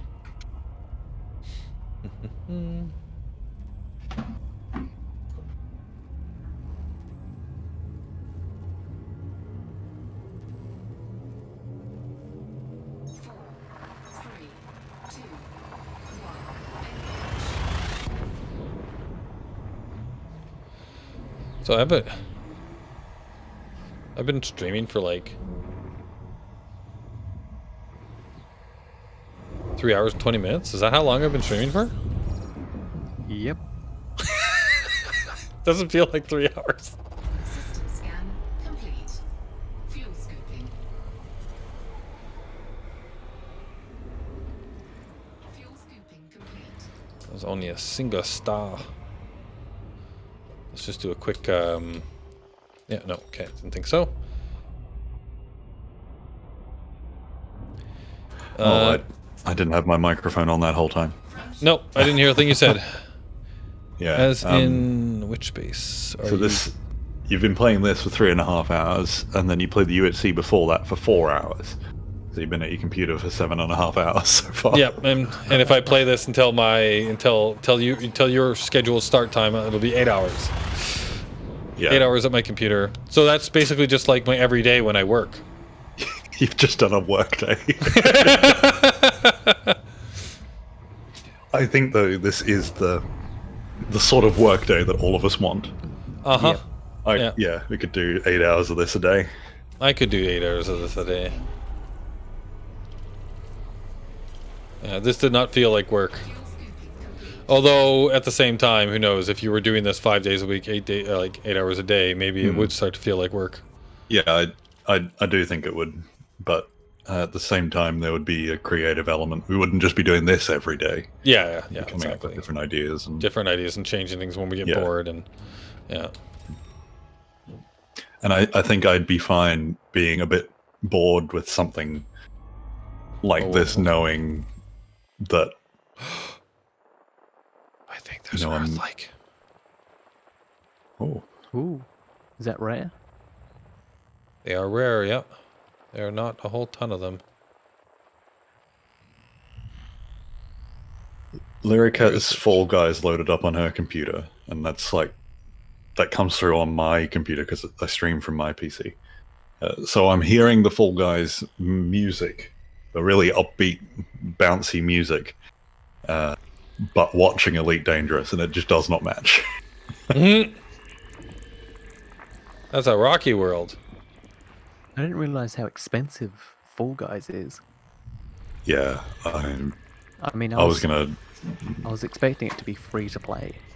Yeah, I think a lot of people have said that, and it's not because there's the upfront cost, and then there's also you can buy like skins and stuff, or there's like other microtransactions in this? Fall Guys. Oh, yeah. Yeah, but there's also the $30 $30 upfront fee Yeah. to get in. Yeah. So it feels like a game that should be free to play. No, well, the only things you can buy are skins. Yeah, that's what I in, mean. Like DLC Yeah, pack. but I don't if you think have there's that in the in-game. game, There's no like buffs or anything. You oh get yeah, from yeah, it. no, but that's like All cosmetic. Fortnite. Yeah. Those sort of games, they're all cosmetic. That's what supports the game. I think it might have But it's tricked free me. to get in. Whereas this, you've got to. They're getting both. Well, You pay to get in, I and then don't- you also pay to get content. I don't know if you do pay for cosmetics. I think you just have to collect them in the game. I don't think there's an option to buy them apart from specific DLC packs. I'm gonna watch you play it for a bit before I decide whether I'll buy it and Yeah. join into. Because it does look like a game that's not worth $30. I mean, it On looks its like a own. very, like, looks good. They Yeah, tricked no, me. I think it's a really What it good game from what I've Yeah, you've got to. what I've seen. But You can buy Is it worth with the game $30 money. bucks? Yeah, oh yeah, so you can buy the in-game money to buy. buy cosmetics. Yep. 3, 2, 1. Doesn't sound like something I would want to support. Was Icing making a witch space joke? Oh yeah, I thought you would see that ages ago. I didn't want to like make the joke and make it sound like I came up with it.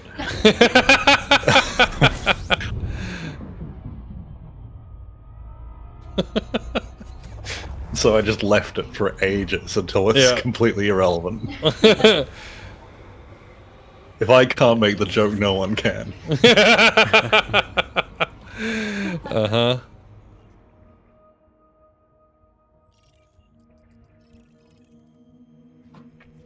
Oh, I got a new follower. Oh, it's I hate Anubis Ra.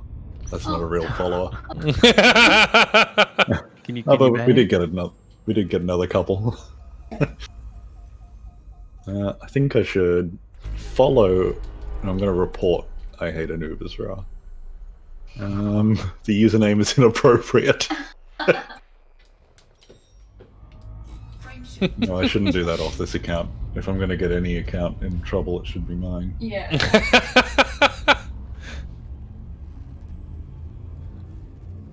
Just realised that I never got out of my pajamas. 4, 3, 2, 1. That's been that out also for a sounds like while. my regular work day.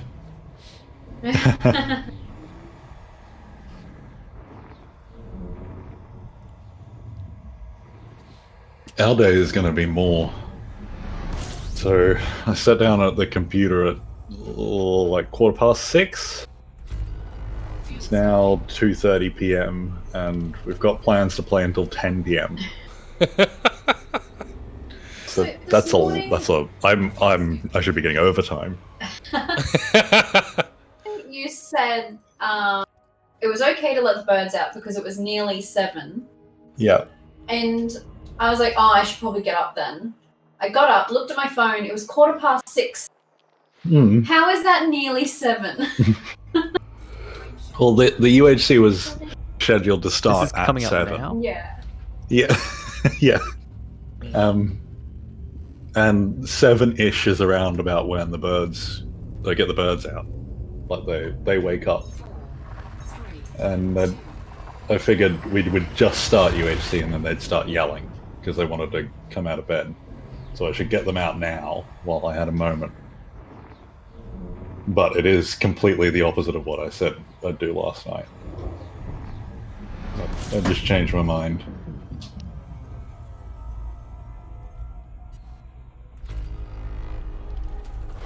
fuel scooping. Fuel scooping complete. Oh, look at that. There's a pair of planets that orbit each other, and then another planet that orbits those two that orbit each other. That's cool. Huh.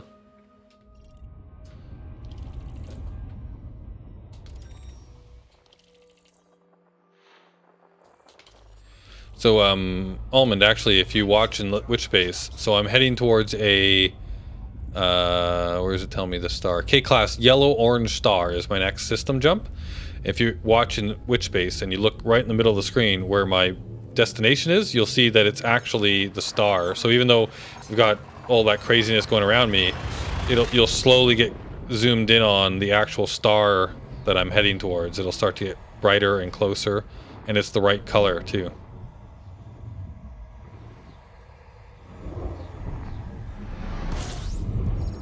So is that the only thing that changes? Everything Yeah. else is just Well, everything else is that it's just weird pretty kind of colors like, and yeah. yeah.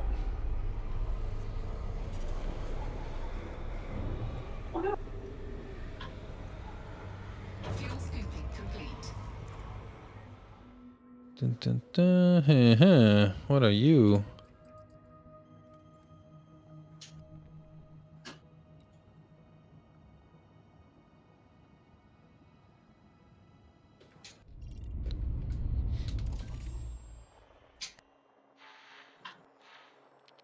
Not an Earth-like, just a high metal. Frameshift drive charging.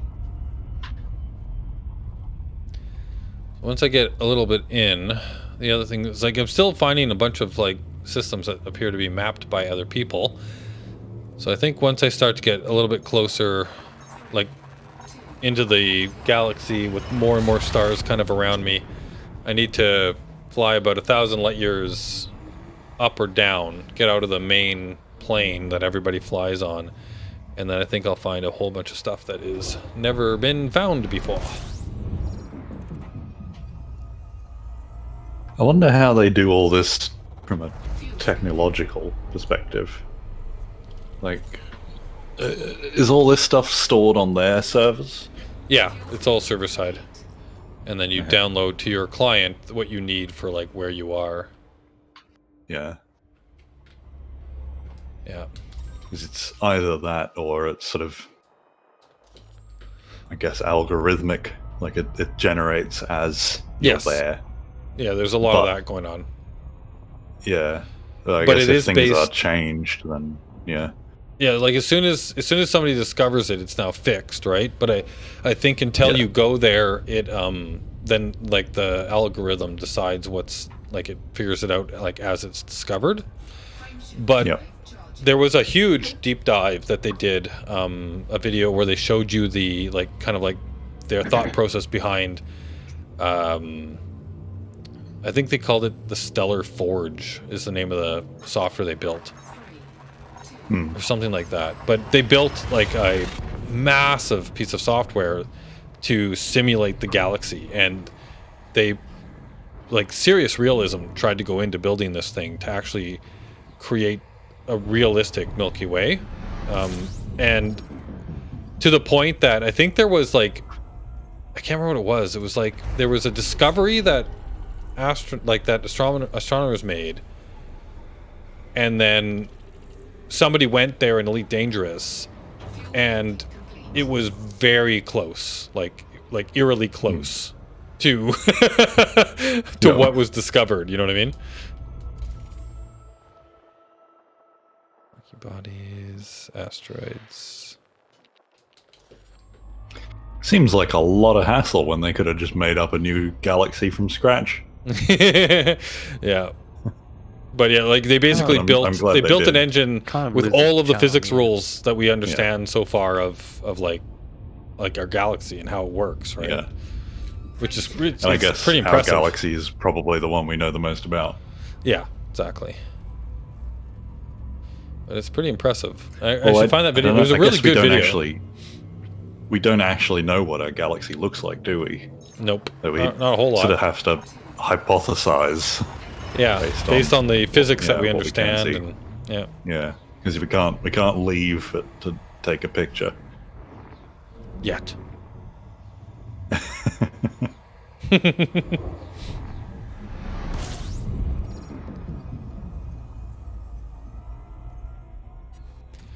Yeah. The like all of the discoveries that they've been making over the last 10 years or so of exoplanets and stuff, I found that extremely fascinating too. With the when they found TRAPPIST and they found a bunch of others, and now we found like a whole ton of exoplanets. They just there was an article I read maybe a week ago where they was the first time that they've ever actually been able to photograph a system with 2 exoplanets in it.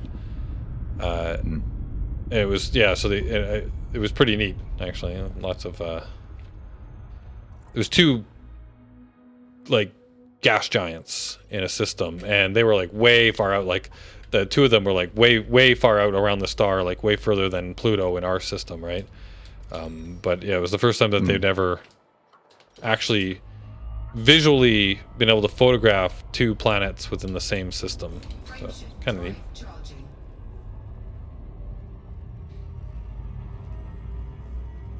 That's come a long way from. I remember originally, pretty much all you could detect are very large gas giants, Yeah, essentially right up next to the star. yeah, Because that's all you could detect. I think the primary method that we have been using to find find planets is the looking for stars that have like blips of low light, right? Because it was like when a planet like where they passes in transit front of it, Yeah. then it dips in its output of light, and then they see that. And there was what was it? There was a program and a satellite that that's what it was like. Its main job was just to study the sky, looking for that kind of stuff. And then they got all the data in, and they started analyzing and then picking the ones that they thought was good candidates, right? And then focusing more in on those particular areas. And then that's how we've been slowly finding all these exoplanets. Frameshift drive charging. And the TRAPPIST system was neat because there was, I think there was, 3 planets that potentially were in the habitable zone of its star. And the one planet that they thought was most likely that it could support life was a tidally locked planet. So it was, what do they call it? Eyeball planet, basically. But that there would, the habitable part of the planet would have been that edge around, like, So you live in permanent twilight. Yeah. yeah, exactly. Permanent twilight. Cool. Yeah, like wouldn't that like what a like Just yeah, constantly alien world. good photographs. Yeah, Fuel scooping complete. permanent twilight would be, and it would be a band of habitability around the planet, right? On the backside, it'd be ice, and on the front side, it'd be water, but it'd be too hot. Or actually, it wouldn't be water; it'd be like a desert, and it'd be too hot. And then there'd be a band of where, yeah, just crazy. I think that's kind of what we proposed as what we wanted in terms of time zones there for a little while. We all wanted to just live in one strip so that everyone was on the same time zone. So there'd basically be 2 time zones polar opposite of each other. Nice.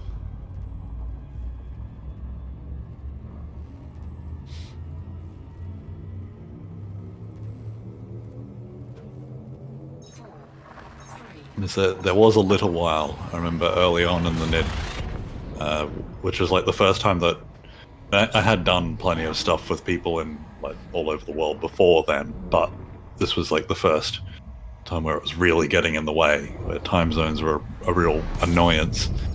And there was a point where I just got so fed up with them and I wanted everyone to move either into Central Europe down to the bottom of Africa. I figured that was like the longest. I guess the Americas would work as well. Like that was the longest stretch of continuous land from north to south. Where there was the same time zone. Yeah. If everyone just moved in that band and we ignored the rest of the world, we could all be on the same time. That's awesome.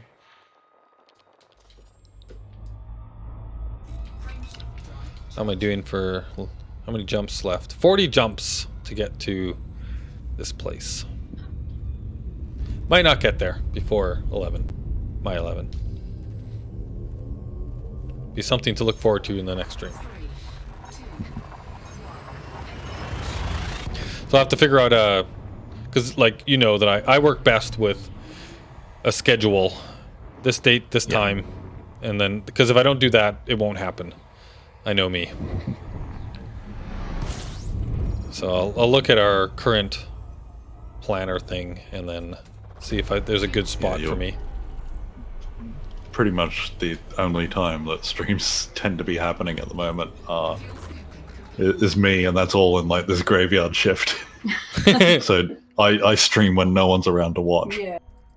But if you do anything in your evening, that whole time is just free for the whole week. So that should be alright. Brain Dead's the only thing that we've got in that sort of area. Yeah. Frameshift drive charging. Mm-hmm. Yeah. The goal of trying to get back to Soul for Streamvester. The Soul Goal is that another Soul goal. another title.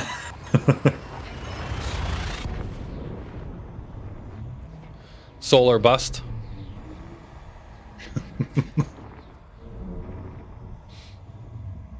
Do you think that's what we'll actually call our system if we ever, spread out of it?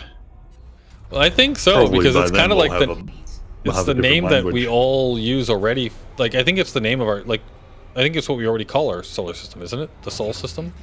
Well, that's what solar system. Yeah, Yeah. solar system. Yeah. It's just the Sol system. Yeah. Yeah, but I don't know if But- people will give it a different name by then, Yeah. Who knows? because that surely is quite a fair way off. Yeah. I mean, It- how long it's- has it been called Soul? It's been called that for a while. Yeah. yeah. Was it? They're Greek, very inventive Solar? names. Hmm. You know, like Yeah, I guess we call it it's stuck Sol around because for a it's long the time. solar system, and we call it Earth because it's dirt.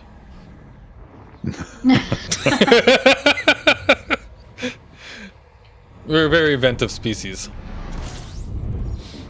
So it's like I'll never forget when I went to Australia the first time, and I was like driving and seeing all the names of the places, and I think there was this one area where I was driving along, and it was like the names of the bridges were like first bridge, and then you drive along, and then you cross second bridge, and then you drive third bridge. I think it was 7 of them. Like I crossed, and they were called first bridge to 7th bridge.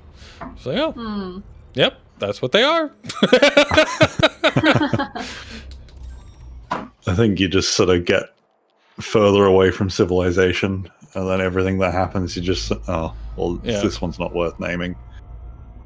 A lot of 1 mile, 2 mile, 3 mile, 4 mile. Yeah. That's like the name of areas. Like, this is the 1 Mile Creek because it's 1 mile from town. And then every town has, a place that's called 2 Mile. Yeah. That's kind of funny. I'm pretty sure every town in Australia has a road called Rifle Range Road. Yeah, yeah. You go to the rifle range. Maybe it's just specifically where we are, but yeah, there's a lot of rifle ranges, and every road that is. I mean, there's never a rifle range on it. Still, No. it was a long time ago. Fuel scooping complete. Hey, Mir's here. Hey, Mir. Oh, Mia's woken up. That's early. Come I hope join you've us. woken up and you're not still awake. I thought you were gonna say, "I hope you've woken up and you're not still asleep." And you're like typing in chat while sleeping. Sleep chatting. Sleep chatting. Yeah. Frameshift drive charging. You would have had to have gone to sleep around about the end of Soma at the start of the UHC. Yeah. I guess he might have, because he gets sort of kicked out of the computer room when Sal is playing Dwarf Fortress. So he's probably just gone, oh, there's nothing else worth doing, I'll just sleep. Back to his closet. Isn't that the joke? Yeah. to plug himself in and recharge.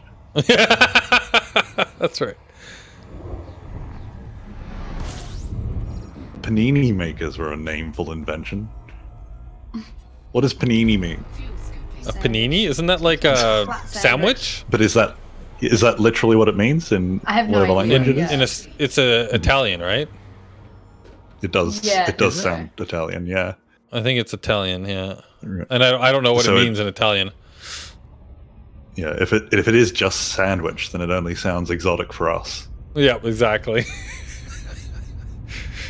Like I always love the the cappuccino story. Have I told you that one before? Like, why is a cappuccino called a cappuccino? This sounds like the start of a joke. Yeah. It was so like I think it was named that because the guy that first made it thought it looked like the same color as the cap. It's like there was like a monkish order that was like the Oh Can't yeah, the remember Capuchin monks. the Capuchin monks, and it was so I guess it was named after them, but not because of what they did, but because of the clothing that they wore and the color, or something like that. And then the Capuchin monkeys are named after them too, I think. Are they? Yeah, probably. Yeah. Because I assume the monks weren't called after the monkeys. You never know.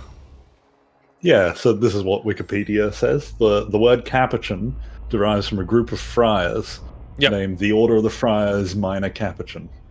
Who I assume if I go to them, it's going to tell me that cappuccino comes from that too. Maybe. I hope so.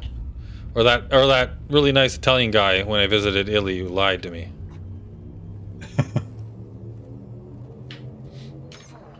It was like Americano. That was the Americano was invented in Italy when the Americans were in Italy in World War II, and they called it Americano because the Americans would ask for espresso, but the espresso was too strong for them, so they added water to it, and then they called it Americano because the Americans wanted watered down cappuccino.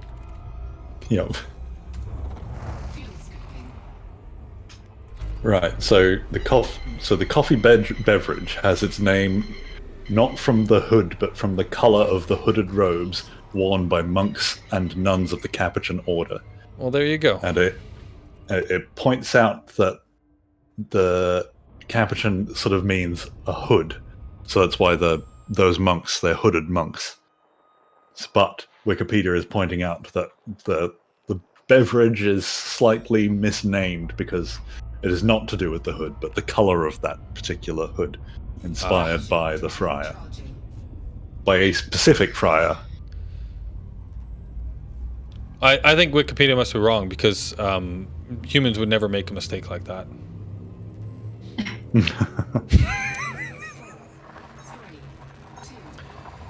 Oh, so Mira's still in the closet because Sal is apparently also still streaming. I didn't realize that. Oh my goodness. Oh, wow. 37 people.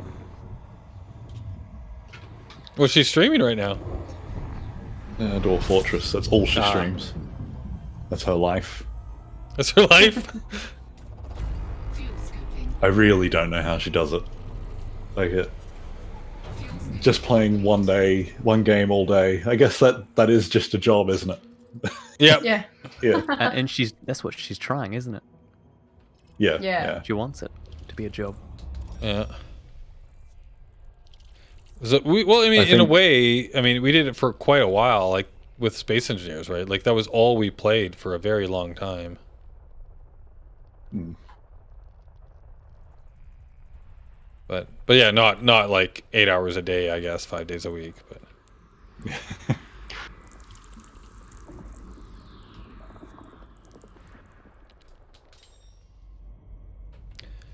assuming this is already discovered by someone. First discovered by, yeah. Do you have a gaming laptop you can use, don't you, Mia? Because I'm assuming you've got to get that set up now in a place that you can that you can game from. Now that your movements are somewhat restricted.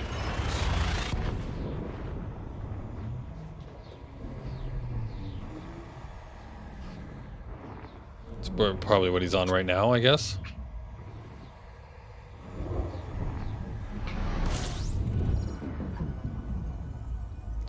So FYI, Mir, if I get stranded out here, like if I run out of fuel, or if I get stranded where I can't get back, just so you know, everybody already volunteered you to come out and save me with fuel limpets. He's only a few months out. Yep. Yep. Only a few months out.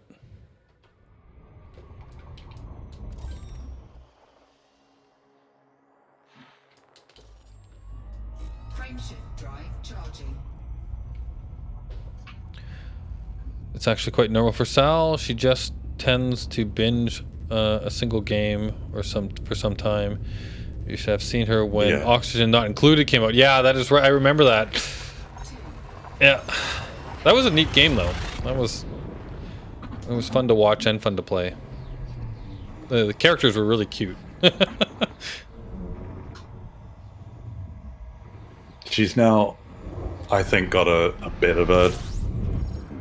Well, I don't know, because I just cannot watch Dwarf Fortress. Like, it just physically makes me mad. Just because I cannot understand it. It, like, I can't understand it, therefore it's not worth understanding. So, it shouldn't exist. So I really don't know much about what Sal's up to at the moment, because I just can't watch it. Yeah. But it does seem like she's in a bit of a...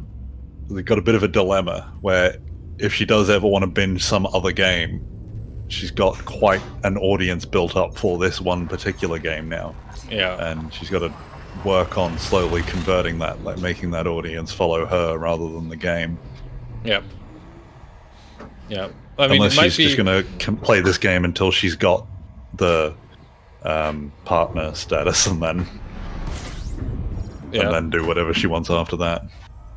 Yeah, I'm not sure. I have no idea how that stuff works. So, Fuel scooping. like one Because she's one going to option that, maintain an average of like 75 viewers per stream, which is what she's doing. So she's intentionally not playing anything else that will get below that. right. What does partner mean? How does it? I can't. So it's like the next step up from affiliate. I think you just generally get some better deals, Frameshift but I'm not drive sure. Hang on, I'm the researcher, aren't I? That's my job. That's right. You're the researcher man. One option that she might have though is when she wants to branch out a bit, is branching out to games that are somewhat similar in style or idea, right? So like there was that one that I used to play quite a bit that was a lot of fun, which was based a lot on Dwarf Fortress. The what was that one? Where you crash land on a planet, then you have to build out your own society there, and there's a whole bunch of mechanics between the people. RimWorld, that's one, yeah. So like games like that too, right? Where like maybe if they're kind of close and have a lot of the same ideas in them, people will stay and watch. Basically, with a partner, you get more abilities for your channel, and they take less of the money that you get from your subs and stuff like that. So you can actually make some money as a partner. Just FYI. Extra, some other features like VOD features apparently. Yep. Priority support teams. Teams would probably be good for us if we all wanted to have our own channels, but we would all have to be partnered and then teamed. Oh wow! So then we could work together as a stream There's team. a lot to it. Yeah, there's a lot to it. They get like priority access to video transcodes, so like their transcoding happens first before everyone else, stuff like that.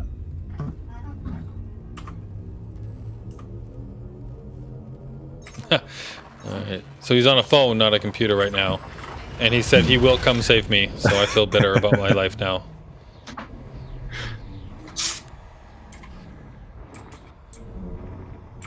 Sal is currently banking on the idea that the Steam release of Dwarf Fortress significantly bolsters reviewers. Oh, I see. So like, with it showing up on Steam, that there'd be more people playing it, and then more people wanting to watch people playing the game. Yep, that makes sense. It also seems like one of those games that it's more entertaining to watch somebody that is entertaining to play it than actually try to play it yourself. Mm-hmm. I really can't comment because I just don't understand it. At least with RimWorld, I can understand it. But It is like RimWorld, isn't it? Or I don't know. Well, so yes It's and no. So basically it's pre-world RimWorld, yeah, like Yeah, like- pre-space RimWorld or something like that. yeah. Yeah, it's just but not it's the- also it's like the it's just graphics, RimWorld, right? but Is not in this space. very 8-bit or it's very like it's supposed to have like one of the most complex kind of like story building like engines in it, where when you're dwarves, like there's like, if you zoom in on certain dwarves, like they have like these massive crazy backstories that go back for centuries or stuff. Yeah, that's what Mia just said. It produces very interesting stories, but getting there is painful. I think it is very much like you're playing the back end of a database that just doesn't have a front end. There's there's nothing that really helps you get there. You've just got to understand everything about the kind of engine that develops all of it. Yeah,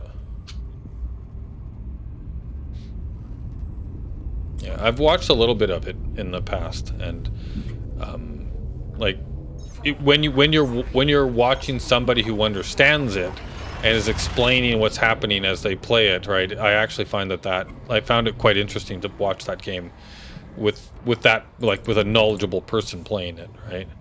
But yeah, I don't know if I would have the patience to like try and get into it and play it myself. Yeah, I did watch some of the stuff with, like, Sal's released some videos about it, but I think where it became a problem for me is that just watching someone else played required a lot of concentration.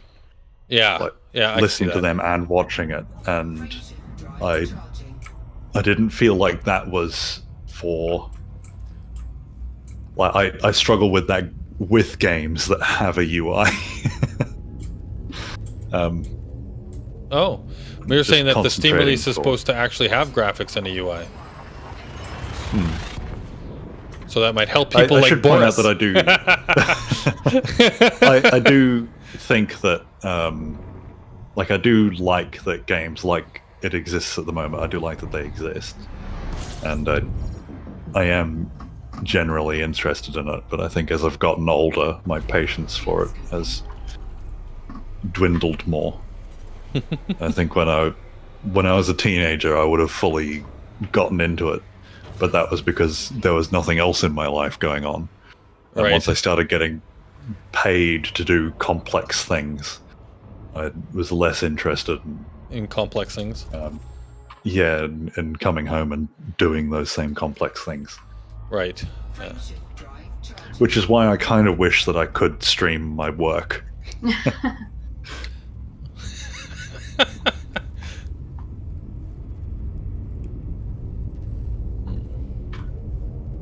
Four, three, two, one.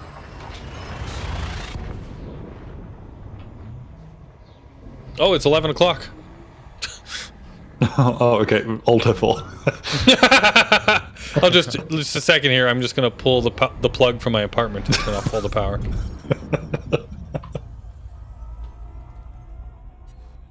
Systems. Let's see how far I got. Fuel scoop, Fuel scooping and then pull away from the star a little bit. Let's check what the system looks like. Oh, it's just a single star. That's it. And then let's stop. Let's make sure there's no anomalies. Nope. All right. And then how many jumps are we from this anomaly? I'm still 23 jumps away from the next waypoint that we were looking at. And if I plot a course back to Beagle Point, how far did we go? We traveled just under 25,000 light years.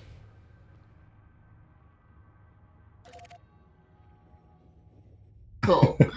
I would spend a So- lot of time covering up, like, not necessarily blurring, but like writing things that would cover up personal information. Yeah. Like I couldn't, because a lot of the stuff that I'm working on is just mountains of data, and you can't really troll through that. And that's the phone number of that business that we do dealings with.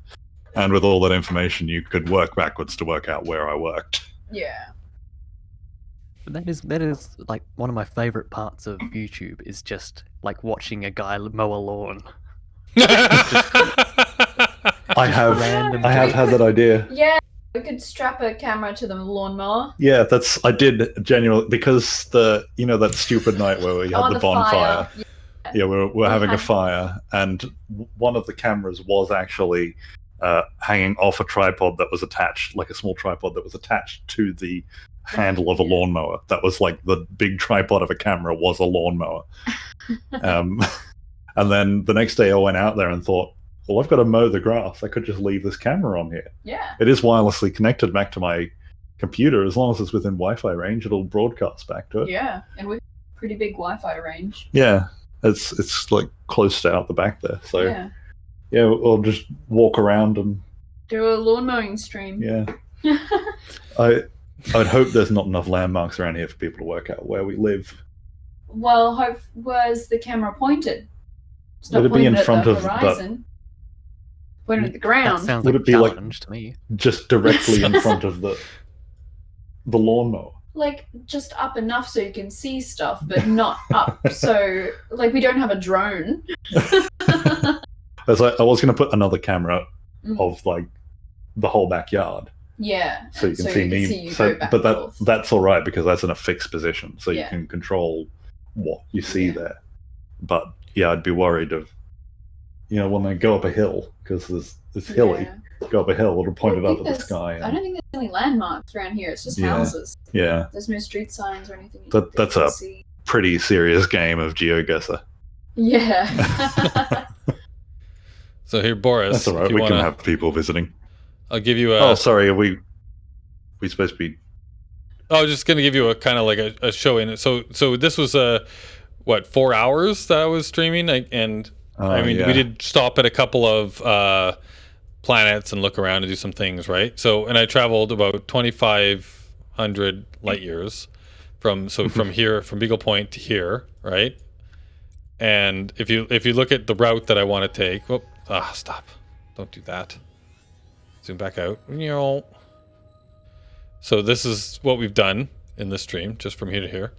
And my plan is to follow this path along this arm of the galaxy from here all the way down to here, all the way around here, and around here, and then back to Sol over here. So Oh my goodness. Quite the trek. Yeah. that's the route all the way back over to here. And that was 4 hours right there. Yeah. I don't know if you were here, Lyric, when he said, but he's going to aim to be there by Streamvester. Oh wow. So that's Yeah. the amount of time that. I don't know if you're actually aiming to be there by then. I just sort of dobbed you into that. Yep. So, Well, we'll see. We'll see what happens where I am at Streamvester. But yeah, that's a long way to go. But and like the way when I got here, I did the straight route across. Right, I went from there basically straight across like this through the center of the galaxy, and then all the way over to here, which is shorter than what I'm doing to go back. So we'll see. yeah. Mia says that you should just call a towing company. But Well- you shouldn't say that, Mia, because if Anubis gets stuck at any point along this, he's going to sit there, not do anything about it, and you're going to have to go get him. It doesn't matter what else you've got going on in your life. The next 4 months are just going to be you flying out to Anubis. You are whatever that word Yeah. is, obliged. You're right there, Harmon. Yeah. Well, yeah. that would be payback for Anubis coming to save Mia the first time he played. Yep. Oh, But no, of course was it Mia that you saved? yeah, it was Mir that I Yeah, saved. Mia was floating there with no fuel. Yeah. That's right. And he was in the bubble, so it was very easy to get to him. Yeah, this is definitely proportional. It's Oh, yeah. interest over Yeah. the time that you haven't paid him back quickly enough, so the quite interest is the, built up, and now you've got to do this. Oh man. Mia's too committed funny. to the rescue. He's Please, committed. please don't get stranded, Anubis, or Mia is going to lose the rest of his life. Oh man, yes, that's right. Well, so are you ready to flip flop? Like, am I able to like disconnect? I don't know. Are you? I mean, Lyric has been playing Fall Guys for the last hour. Oh, She's grab me. already been doing it. So do I click It's because go? I'm trying to get the pink skin before we start. Oh, hang on. I better change the name of the thing. Yeah.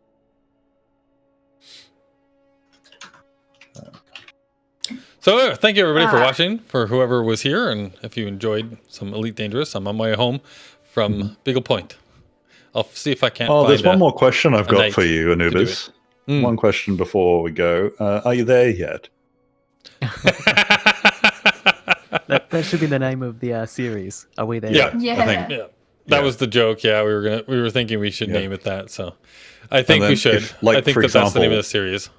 Yeah, when you joined, Armand, what you should have said, it should have interrupted any conversation that was going on and just said, "Are we there yet?" That's like the rule of this series. Yep. When people arrive, every time you join chat, are you there yet? You just ask, "Are you there yet?" Yeah. All right, I'm ready to move over. All right. I will count me down, and then I'll click go. All right. 3, 2, 1.